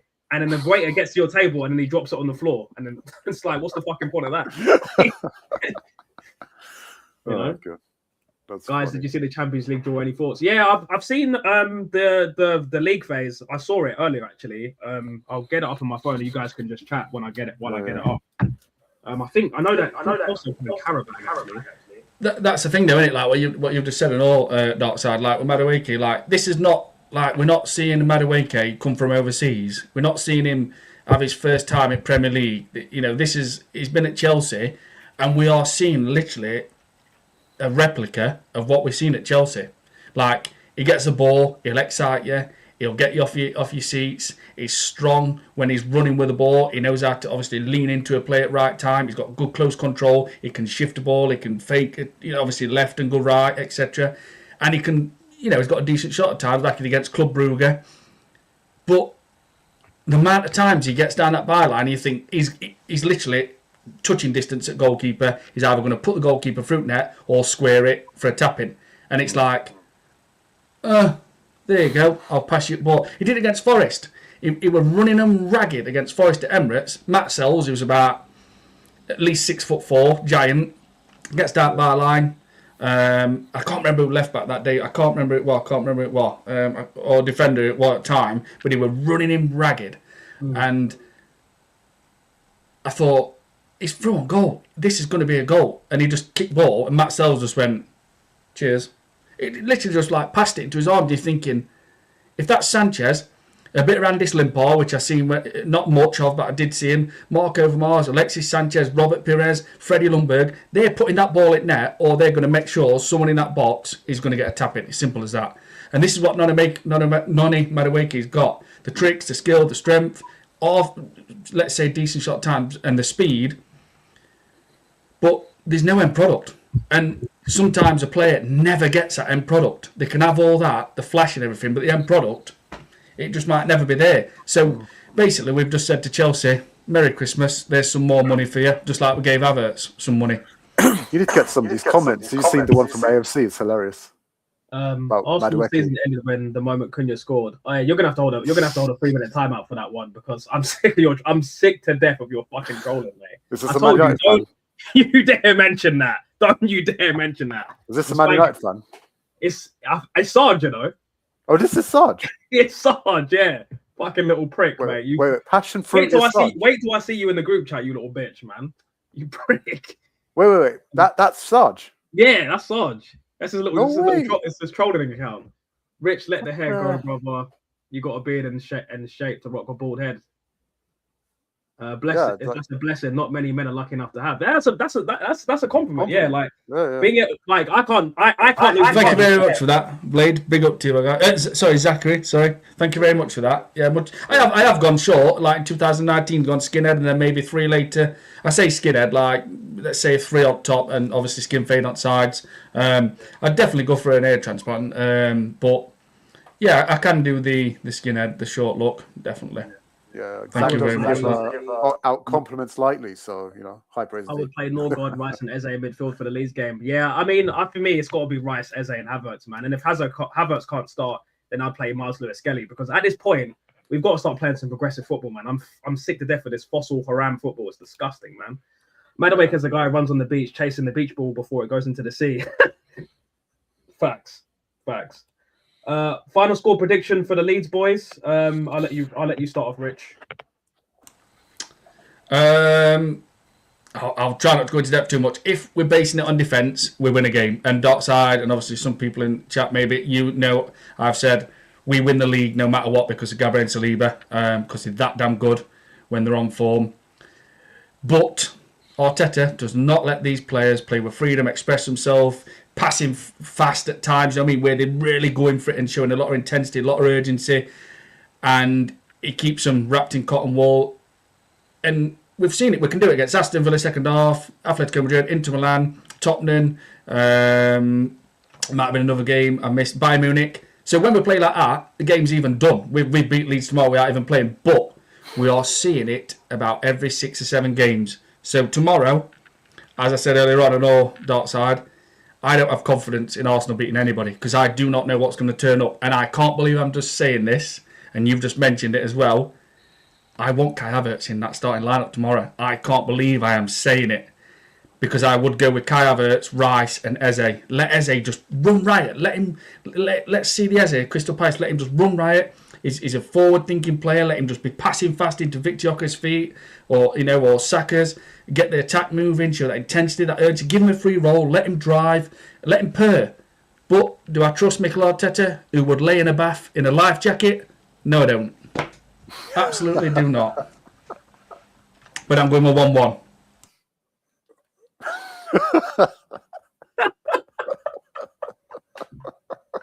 He has a bath literally in the jacket. I told you, Rich kills me, bro. He makes me fucking die.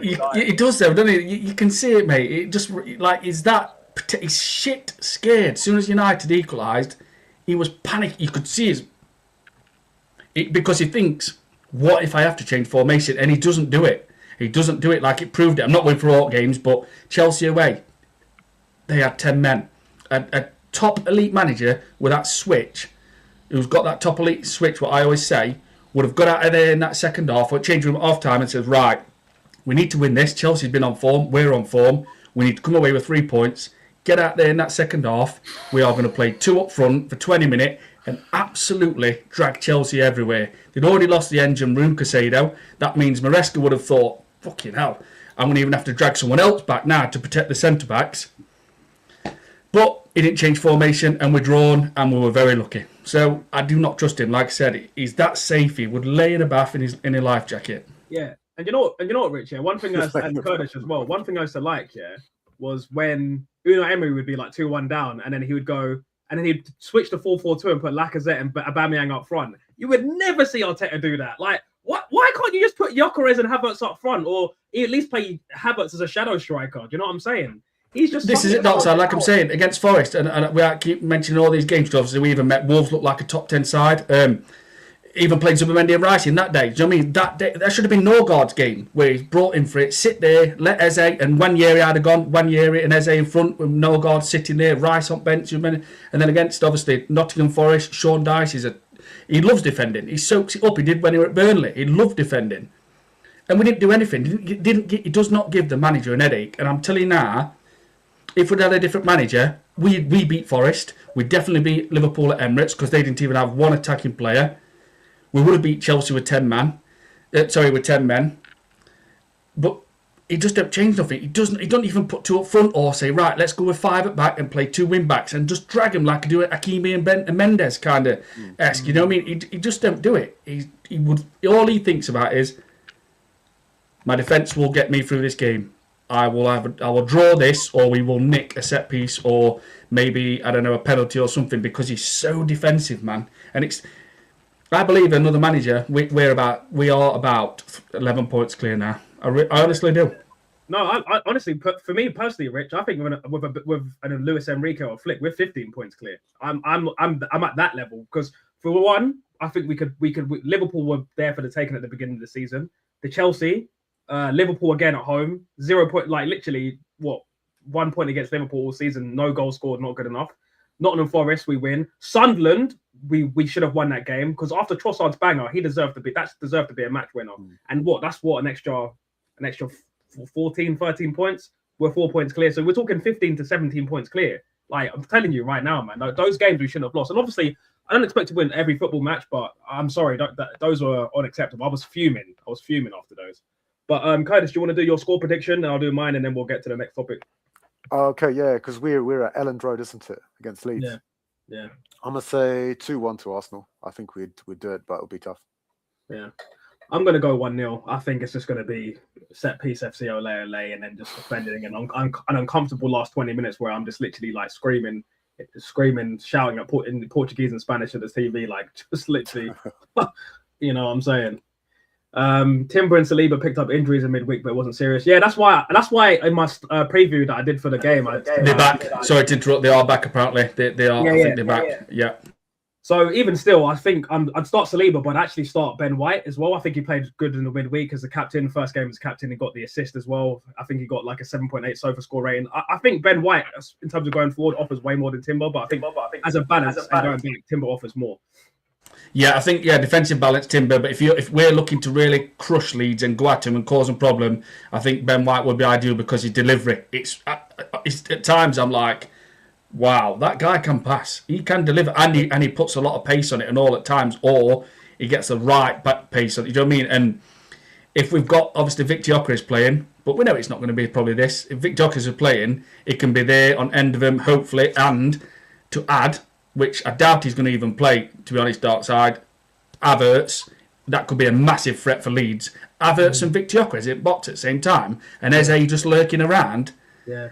But because it's amazing and it sounds good, it's just going to be Rice, Odegaard, and Zubimendi.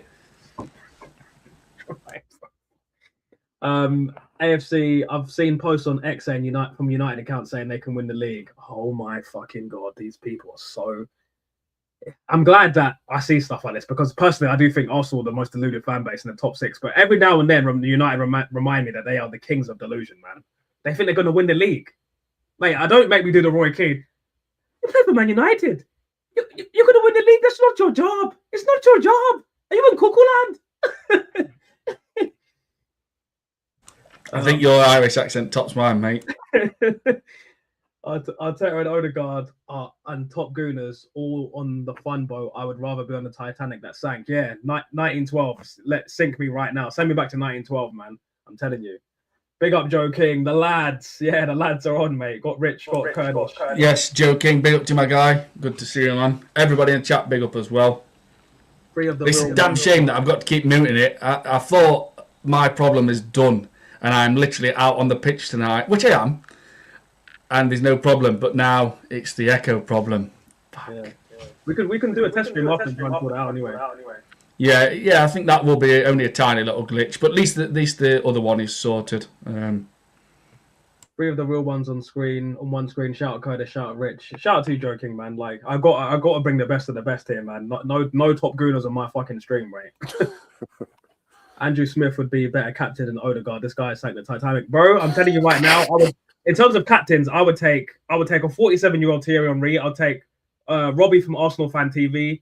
I would take my nan, who hasn't kicked ball in her life at this point. I'm telling you right now. Odegaard. I'd have Ty as captain over Odegaard. Odegaard is the weakest captain in football. And do you know what? I started the season, I kept saying, and some people are not going to agree, and I can see why.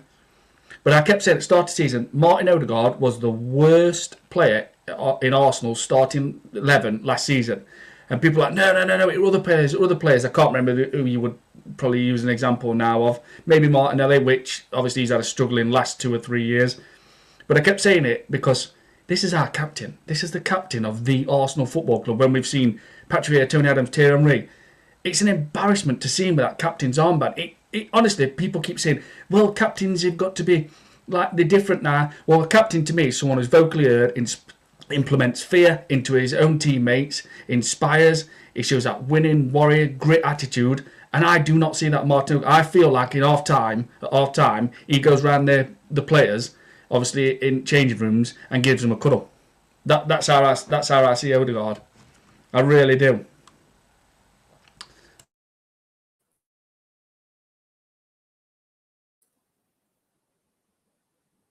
Are you on mute? Sorry, I want to say this as well. I didn't realize I was muted. I want to say this as well. In terms of Odegaard being captain, this is a big reason why I don't like a large majority of our fan base. When Tony Adams came out on that show and said that he should make Declan Rice the captain, let me just remind you guys of this, yeah? Only player to win a title in 3 different decades. Number 2, Mr. Arsenal. Got a statue outside the fucking front of our fucking stadium, by the way. And number 3, I think he knows about what it takes to be a captain. He came into the squad when he was like, I want to say 17, and then made the captain at 19. 669 appearances, I think, 4 titles, 48 goals. Might be wrong. There you go. Was a captain as a child, as a teenager. I was in college while he was a captain of my fucking football club. So show some respect to Tony Adams. And now, look, nearly 6. And he was banging Caprice. There you go. And now 6 months later, people now the media saying, I was even watching Sky Sports this morning. They were saying, should Odegaard be the captain? Should Rice be the captain? So when fans like us that understand our club really well, and you've got a captain who was actually the captain of our club say Odegaard shouldn't be the captain, we're saying this for a reason. It's not because we've got an agenda. It's because he's weak. Like literally, you look at Odegaard in big games, he hides. He's risk averse. He doesn't take the risky pass. And my thing is, he would rather lose small than win big. And that's, for me, that's a mentality problem. And yeah, that's what I'm going to say. Even I think he had a little interview, didn't he? He said something about we're finishing second, so there's a massive improvement, and it's been kind of a successful season.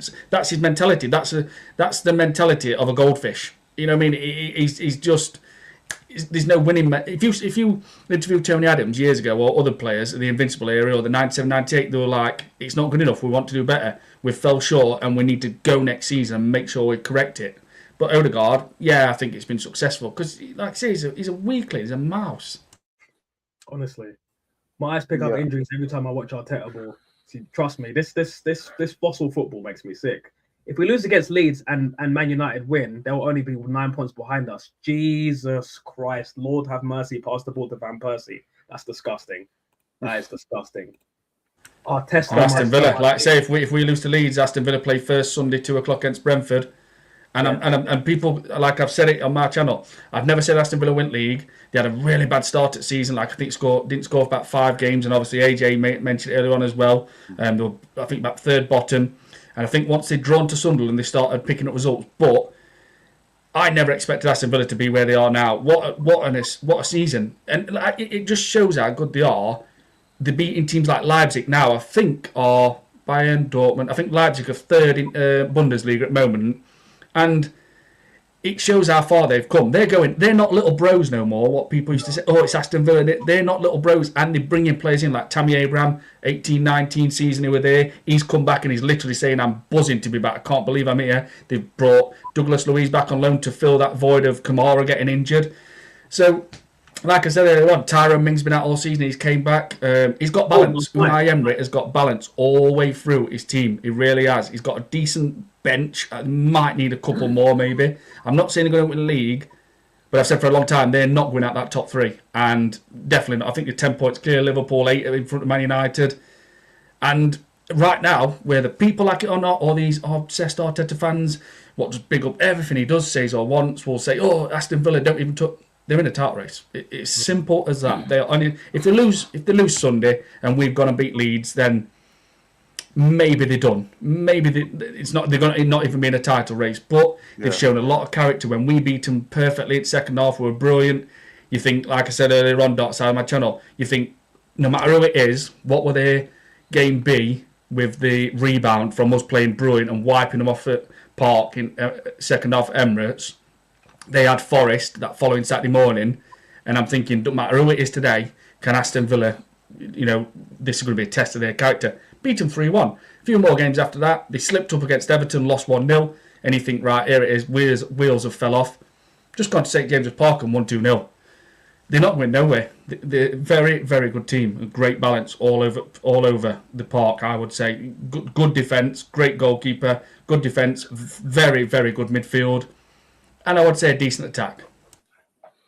Yeah, and they're playing good football. They're playing better football than us. Emery has had less money than Arteta has to build this squad. Nobody expected them to be in the top 4, let alone in the race. So definitely, Kurdish. Absolutely, mate. Yeah. Also, when people used to get onto Ozil and say, "Oh, Ozil doesn't show up in the big games." Well, then Odegaard doesn't show up in any game lately. He doesn't show up in small games. Doesn't show up in the big games. Well, I don't know when the last time I've seen this guy. Maybe we need to put a missing "Have you seen this guy?" poster. Yeah, we should put them on in America when they put the kids. They put the kids in the milk carton on the orange card. Fly one of those planes over while they're actually playing. That will make him look. Yeah. I don't want Arteta to get another penny if he can't win the league. Sack him and bring in Enrique. I'll be honest with you, man. I said in a couple of months ago that I wouldn't sack Arteta right now because he's in the top of the league. He's in all 4 competitions. But I'm starting to think about it right now. I've seen the end of this story in 22-23. I've seen it in 23-24. 24-25, we didn't even huff and puff. We were awful. And at this point, if you said to me right now, we can sack Arteta and I can bring in any manager. I'm bringing in Enrique right now because I'm telling you right now, if he finds a way to lose a bottle it against Chelsea, I'm crashing out again. He should be sacked instantly. And also and this is for you top gooners, if somehow Unai Emery wins this league and this manager stays, I swear, I'm not gonna lie, I will lose. My hairline will delete because the amount of stress that will put me under, man. Honestly, I'll take out these braids and shave my head off bald because if somehow Unai Emery wins this league and Arteta still manages to stay, then I know that this club is not serious about winning. Then the club's not serious about winning. It's all about Champions League football, because I think because we finished top of the group and we didn't lose a game, I think we made about 98 million euros. So for me, if it's about just looking like we're competing, which for me is not progress or success, I don't buy the Gary Neville narrative or the Ian Wright negative that he's been doing a good job. You spent, like I say all the time, you spent over £1 billion. You spent over £1 billion. It's not that impressive. And then people go, what about Chelsea? What about Man United? What? There you go. And this is the thing with all Darkside. Like every window, and I am talking going back even to 08, 2010. I have been like, sign players. We need a ball breaking powerhouse in midfield. We need an Enzonzi. You know what I mean? We need. I can't remember other names I was thinking, but we need that ball breaking pass in midfield, or we need Christopher Samba when we had a chance to sign him from Blackburn for pittance. You know what I mean? For literally nothing. Mark Schwarzer, we need a goalkeeper. I think we won't play 3 million or something for him. Gary Cahill, do you know what I mean? We need a defender. We didn't buy him from Bolton. Chelsea. Every year I can remember, I've always said that player. Now, summer I did say I think when window short. If I were picking a position, I'm thinking we didn't get a left back. We haven't fully completed a transfer window. But when I look back at the Nkapi, Eze, Zubamendi, Victor Gyökeres, these are known guys, mate. These are known guys all over Europe. It was a good window. It ended up being about an 8.5 to me. But normally, I'm like, right, I need this player. I don't want to give this manager no more money. If someone said to me, sign Alvarez this window, personally, and like you, Kurdish, Darkside, people in chat, would be like, of course. He's quality and he's played in Premier League for 2 years with City. But I do not trust his manager with any attacking signing, and I mean any attacking signing. I really don't. He will ask Alvarez, like he does with most of his wingers, to show 70 to 80% defensive duty instead of 80% or 70% attacking side of the game. Do you know what I mean? That's what he's doing. So when it comes to like, if I would get rid of him now, I know what you're saying, Darkside, because it feels like all these 4 competitions, it's going to disrupt something somewhere. Do you know what I mean? But if there were a chance to bring in Enrique in now, I'm thinking, do you look at it and think, we cannot take this risk? Because we could be like, if we lose to Leeds and then, Chelsea overturn us, then you think, wow, we're literally 1 point between Arsenal, City and Villa, and we're out of the cup already. So you think, we cannot take this risk no more. Just get rid of him. Just close the book. Cheers for building us a good defence.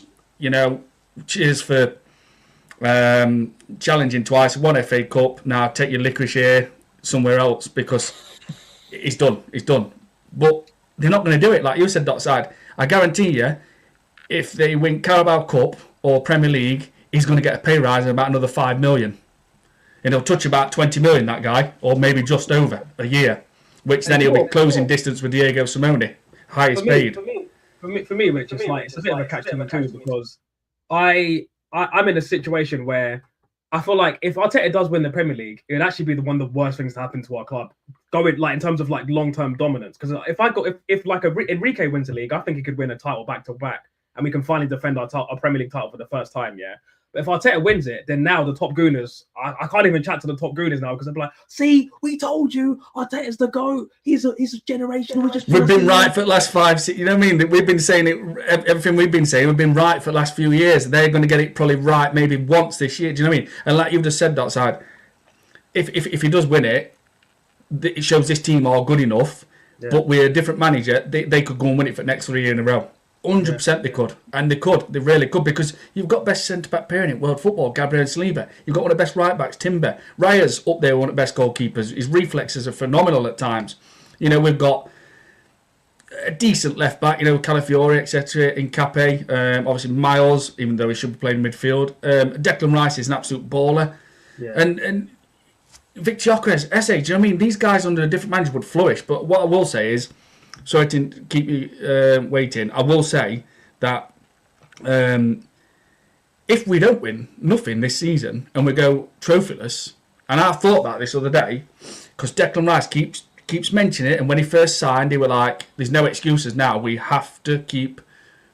So I think he said, when he first signed, we have to win trophies, no excuse. I thought this other day, if we go trophyless, Declan Rice to me is a player what wants trophies now. Yeah. He knows he's getting on a bit, and I do believe if Real Madrid even approached Real Madrid approached Declan Rice in summer, and we've gone trophyless, I'm 90% confident Declan Rice's head will turn and we will probably lose him, because he'll think we just can't get over the line, and I have got a chance to win trophies and play with world-class footballers, and Real Madrid's Real Madrid.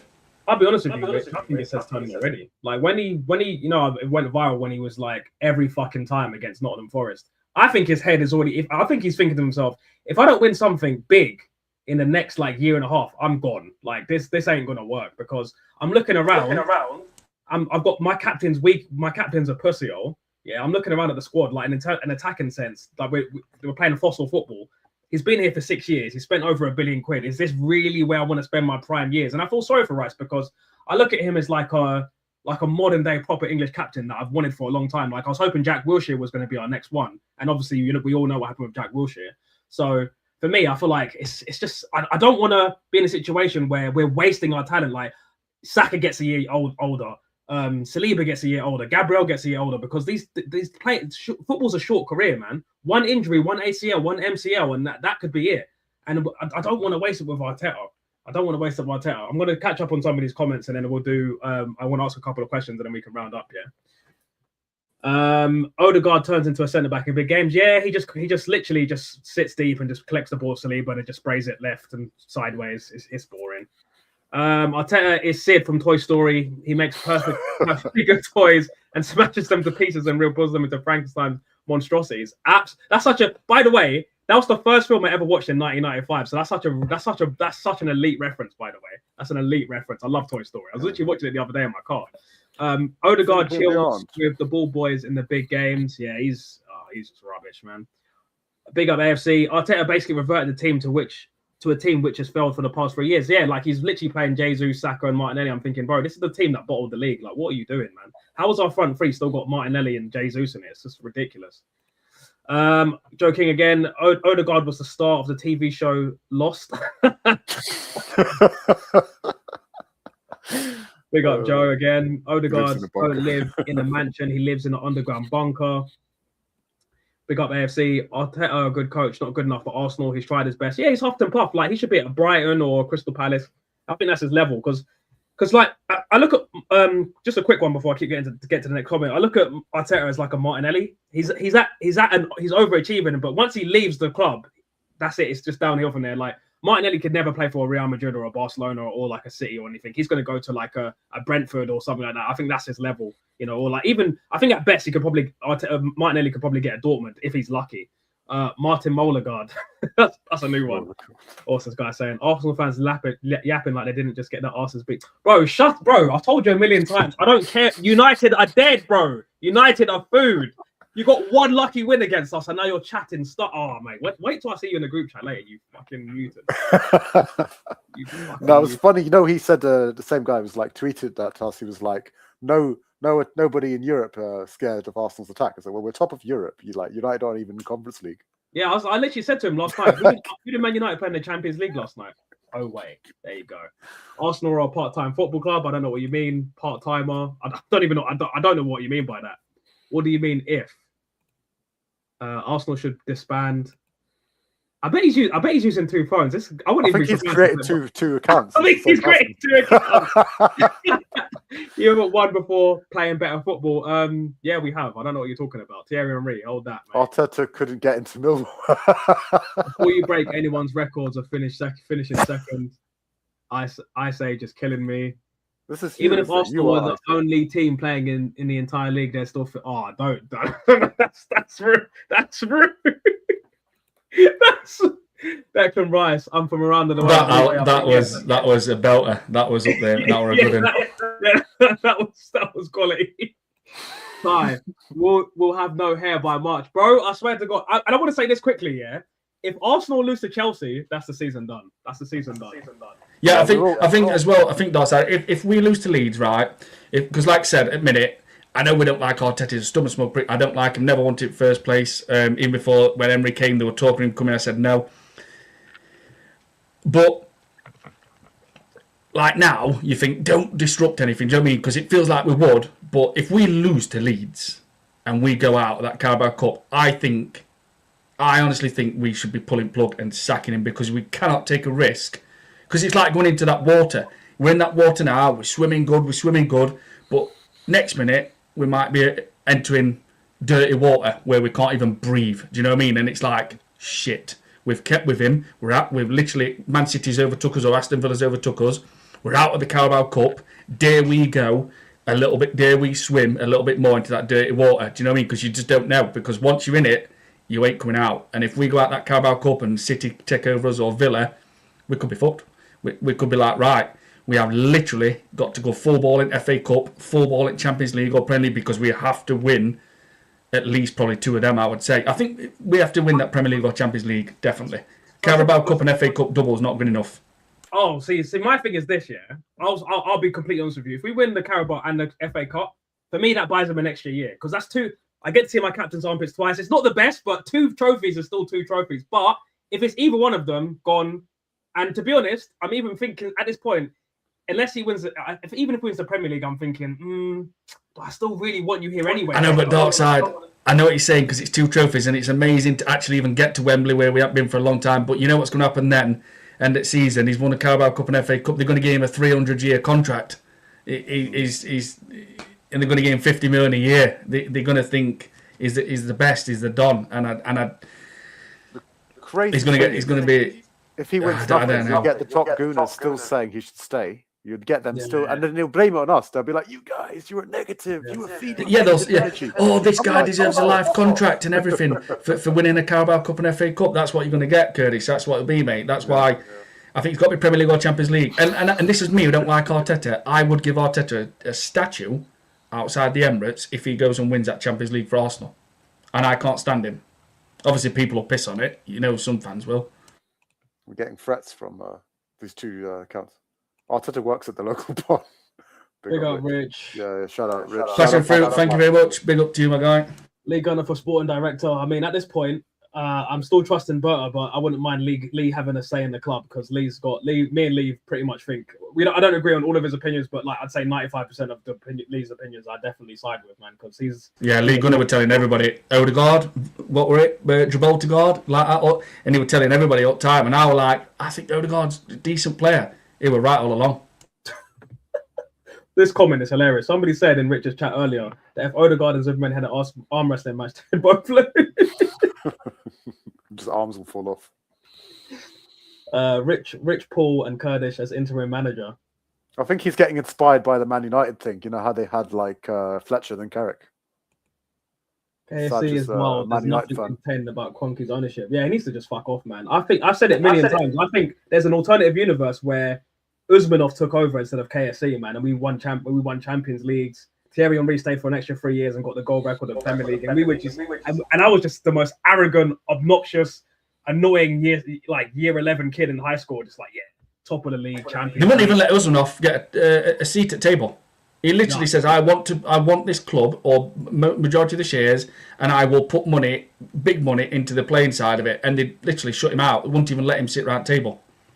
Yeah, and you know what's crazy? He said that if he took over, the first thing he would do is spend 250 million and buy Messi. That's the first thing he said. He said, if I get the ownership, I'm spending 250 million on Messi. I was like, man, imagine.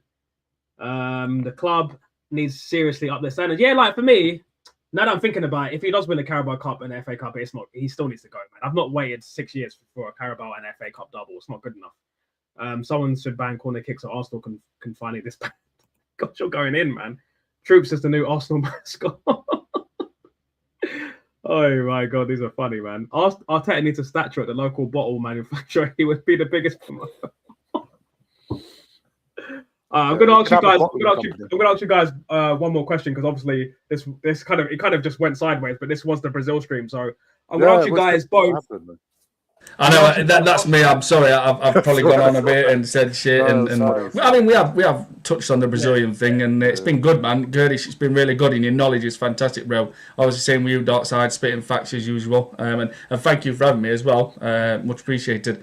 Hopefully, this echo glitch will go away. At least it's better than last night. So I'm just going to ask you guys this year. Top 5 Brazilian players all time, any era. Doesn't have to be Premier League. You can do 1 to 5 or 5 to 1, or you can do no particular order. Kurdish, do you want to start, and then Rich, and then I'll go last. Yeah, I'll be fair, so I'll just do the players I grew up kind of watching. So I can only say probably like say at 5 Kaka, then maybe Neymar, because I've seen more of him, and then probably like Ronaldinho, Ronaldo.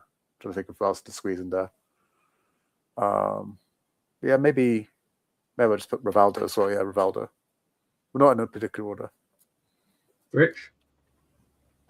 Yeah, that's good actually, Kurdish. I might end up saying my number one. So I'm going to go with... see, like mentioning now, and I'm thinking a lot of popping in my head now, thinking of the...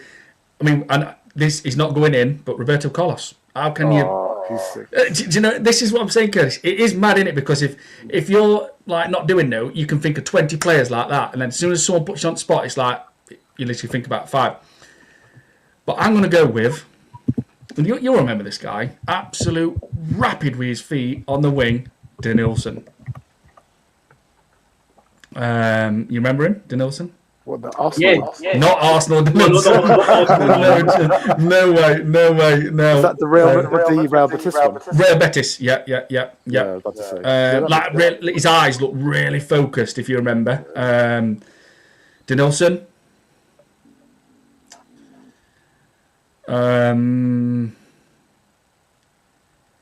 I would say Ronaldinho. I'm not going to go in order, I don't think. Denilson, Ronaldinho, Cafu. So that's 3. And I have to go with Rivaldo. And my number 1 is, because I just look like I mentioned earlier on, because I played striker when I was a young lad as a footballer, and I'm thinking he's doing things what you do on computer games. He's making the keeper sit on the floor. Ronaldo, lawnmower cut. He is the one of my memory, the Ronaldo, the original Ronaldo, if you want to call him that. That would be, and I think just from watching him more with the Barcelona era, a bit earlier than Ronaldo, I think I have to put Rivaldo as number 2, and then I'm not sure which I'm going with, like Cafu, Ronaldinho, and I can't remember Denilson. I think Denilson's 5, so I'd say Denilson's probably say 5. But there's a lot. Do you know what I mean? When you start thinking at teams, or Bebeto. Does anyone remember Bebeto in central midfield? Yeah. There's a lot, man. Andriano, powerhouse up front. Adriano, man. I used to have... Do you ever used to play Pro Evo? Oh my God. He would put that keeper through the net. You know what? I would like... Used to Master League, and if you buy Adriano, you win league. And that's used to start Master League with all these players made up, and you were shit. You were getting tanked every game back 5-0. Next minute, got enough points to buy Adriano. Up the league. And it, obviously, Baptista, obviously for Arsenal, but he's not in there. Obviously, them famous first 4 goals against Liverpool. Hulk, there's a lot, but yeah, that's mine. Listen, Adriano, man. Oh man, you just unlocked memories. Like, even I remember his stats. Like, he had like 97 body balance, so you could not get the ball off him. Once he gets the ball, and he had 99 shot power, you just hold square, and he just goes to the top corner. He was literally a cheat hit. Bro, I can't believe I forgot about Adriano. And you know what? I want to say this as well, because I feel like it's a shame when like things happen to like players' careers which is out of their control. Javier Zanetti famously had an interview where he talked about being the captain of Inter Milan, and he said that my biggest regret as a player was not stopping Adriano from going into depression after his dad died, because that's the reason why he just completely fell off, got fat, went back to the favelas, and was like, I'm done with football, like my dad's dead, yeah. And man, I really wish I could have seen like a full potential Adriano. He was literally my favorite player. Literally, that's the only reason why I used Inter Milan on PES, man. Playing Master League, watching my dad play Master League, and like playing like tournaments with my cousins and my uncles, man. Oh man, you literally just unlocked a memory. How did I forget about Adriano? In fact, fuck him, he's going in my list. I don't care. He's going in my list. So I'm going Adriano. I'm gonna pick one player that I've never watched before, but I know their quality. His nickname was actually the White Pele, Zico. I'm going to go Kaká, Ronaldinho, and then Ronaldo's and Nazario. Because no particular order. Yeah, but yeah, those are my 5, man. Oh, fucking hell, Adriano, man, what an absolute legend! that Master League, man. You just unlocked so many memories. I'm literally going to call my dad after this stream and say, Dad. Yeah. Because me and my dad were talking the other day, yeah. I'm gonna actually play this voice note. I'm gonna have to play this voice note on the stream one day. We was talking about how football used to be better in the late 90s and early 2000s, and he was talking about. I said my favorite team of all time is the 04-05 Milan team with like Seedorf, Kaká, Gattuso, Crespo, Shevchenko, Filippo and Pippo Inzaghi, Maldini. Like that team was just disgusting. Like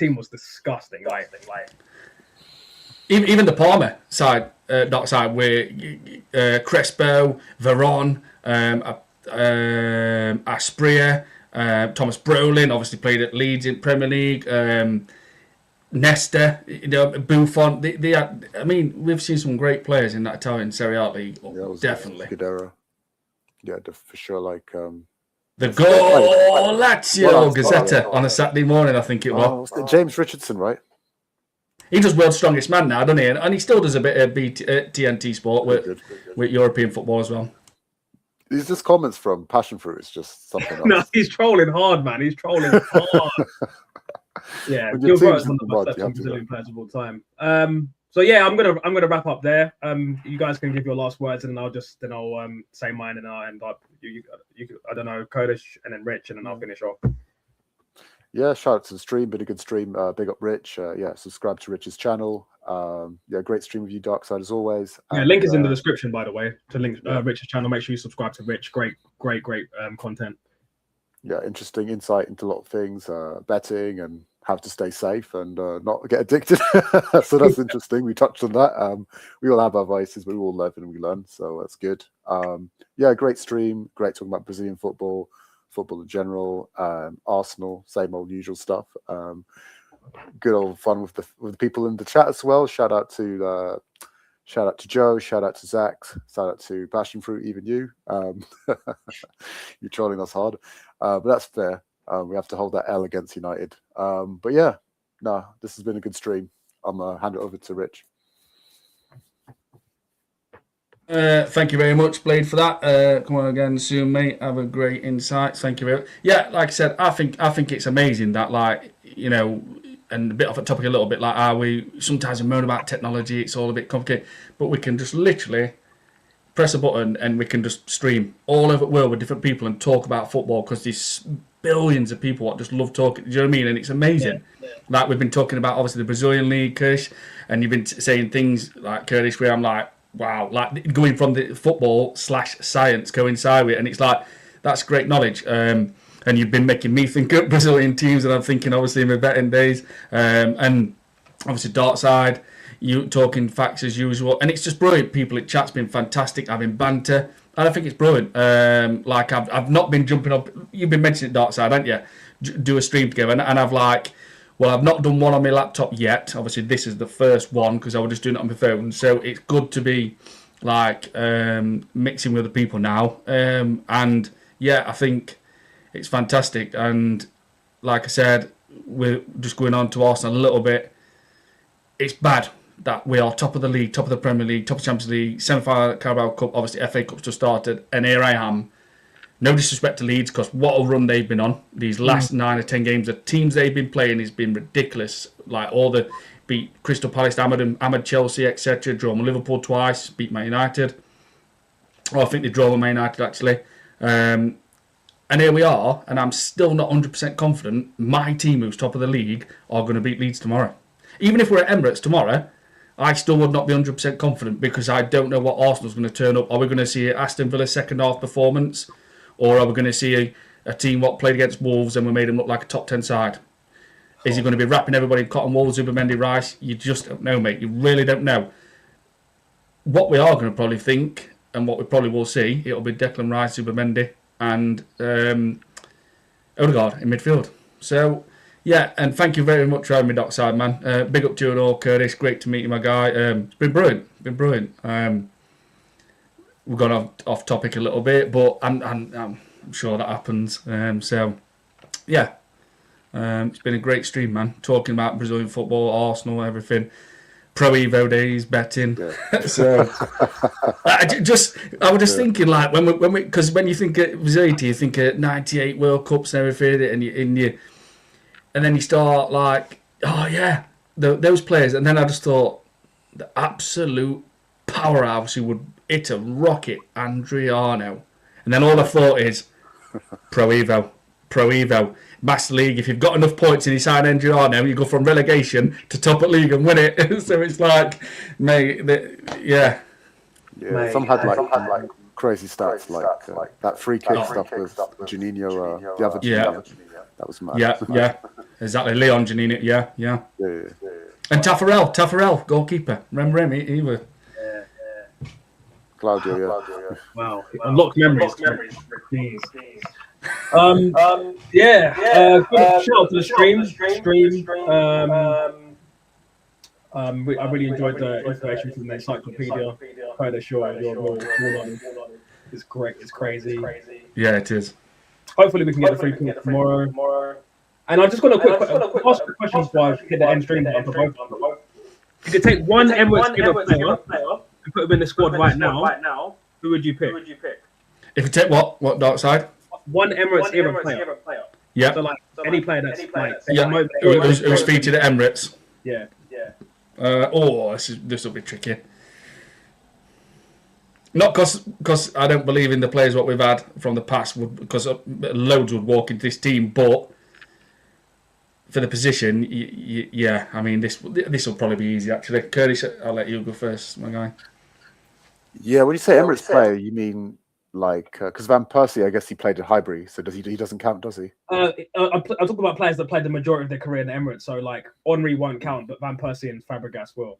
Yeah, we really just need a guy who's going to bang the goals, and really, to be honest, like, so I put Aubameyang. I like it. It would be between Sanchez and Aubameyang, but I would put Aubameyang. I know people say, oh, he's got an attitude, or Teta had to get rid of him to say because of his attitude, but I think it's just a bit of arrogance isn't the end of the world, and you can just manage that if you're a proper manager. You just, you'll just put him on the bench for one game or something. I would have had Aubameyang. Sanchez, yeah, it would be between Sanchez and Aubameyang, but I would just go Aubameyang because he's more of an out and out striker and a finisher, and we just really need someone who's going to put that ball in the back of the net. So that's why I would say like Aubameyang. What about you guys? I'm going to say Alexis Sanchez. I just think he's such a massive upgrade on that left-hand side. I think even though Van Persie or Aubameyang would be an upgrade on the Gyökeres, I just think that left-hand side lacks so much. Like, Sanchez is not just world-class and not just a great finisher, but he's just like, in terms of like his engine, he's a demon, man. Like I remember when it was like 2016-17 season, he would just run around like a headless chicken.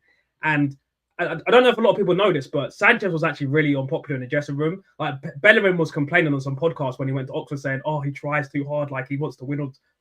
You're playing for Arsenal Football Club. You're complaining because a player wants to win. It's your job. Do your job. You're playing for Man United. But yeah, man, it's got to be Alexis Sanchez for me. And then, Rich, you can choose yours, and then we're going to wrap up. Doubling up on that, mate, it's Alexis Sanchez. Like I said, he played like he had a battery in him. He I remember the Bournemouth time where he scraped it, and obviously what he helped us out in so many big games, the FA Cups, the Man United game with a perfect finish, I think, with a volley. He had a thunderbolt shot on him. Give him a yard, he would smash it. It was very, very close control. The ball was very close controlled to him all the time. The way he could shift that ball and go and accelerate were perfect. He had that winner kind of leader attitude about him, and all wanted to win, like you just said, Darkside. He wanted to win. To me, all day long. Yeah, for what I see now on that left wing. Although, if he played for Arteta tomorrow, obviously, he would probably be at centre back. Yeah, probably. Well, thanks, guys. Thanks for tuning in. Thanks, Rich, for coming on. You're welcome, my guy. Again, Kurdish, thanks for the idea for the stream. We're going to do the classic kit stream probably next weekend. And hopefully we can get the 3 points tomorrow. And hopefully this isn't therapy, and it's actually like we're 4 points clear still. And thanks everybody. Peace. Yep.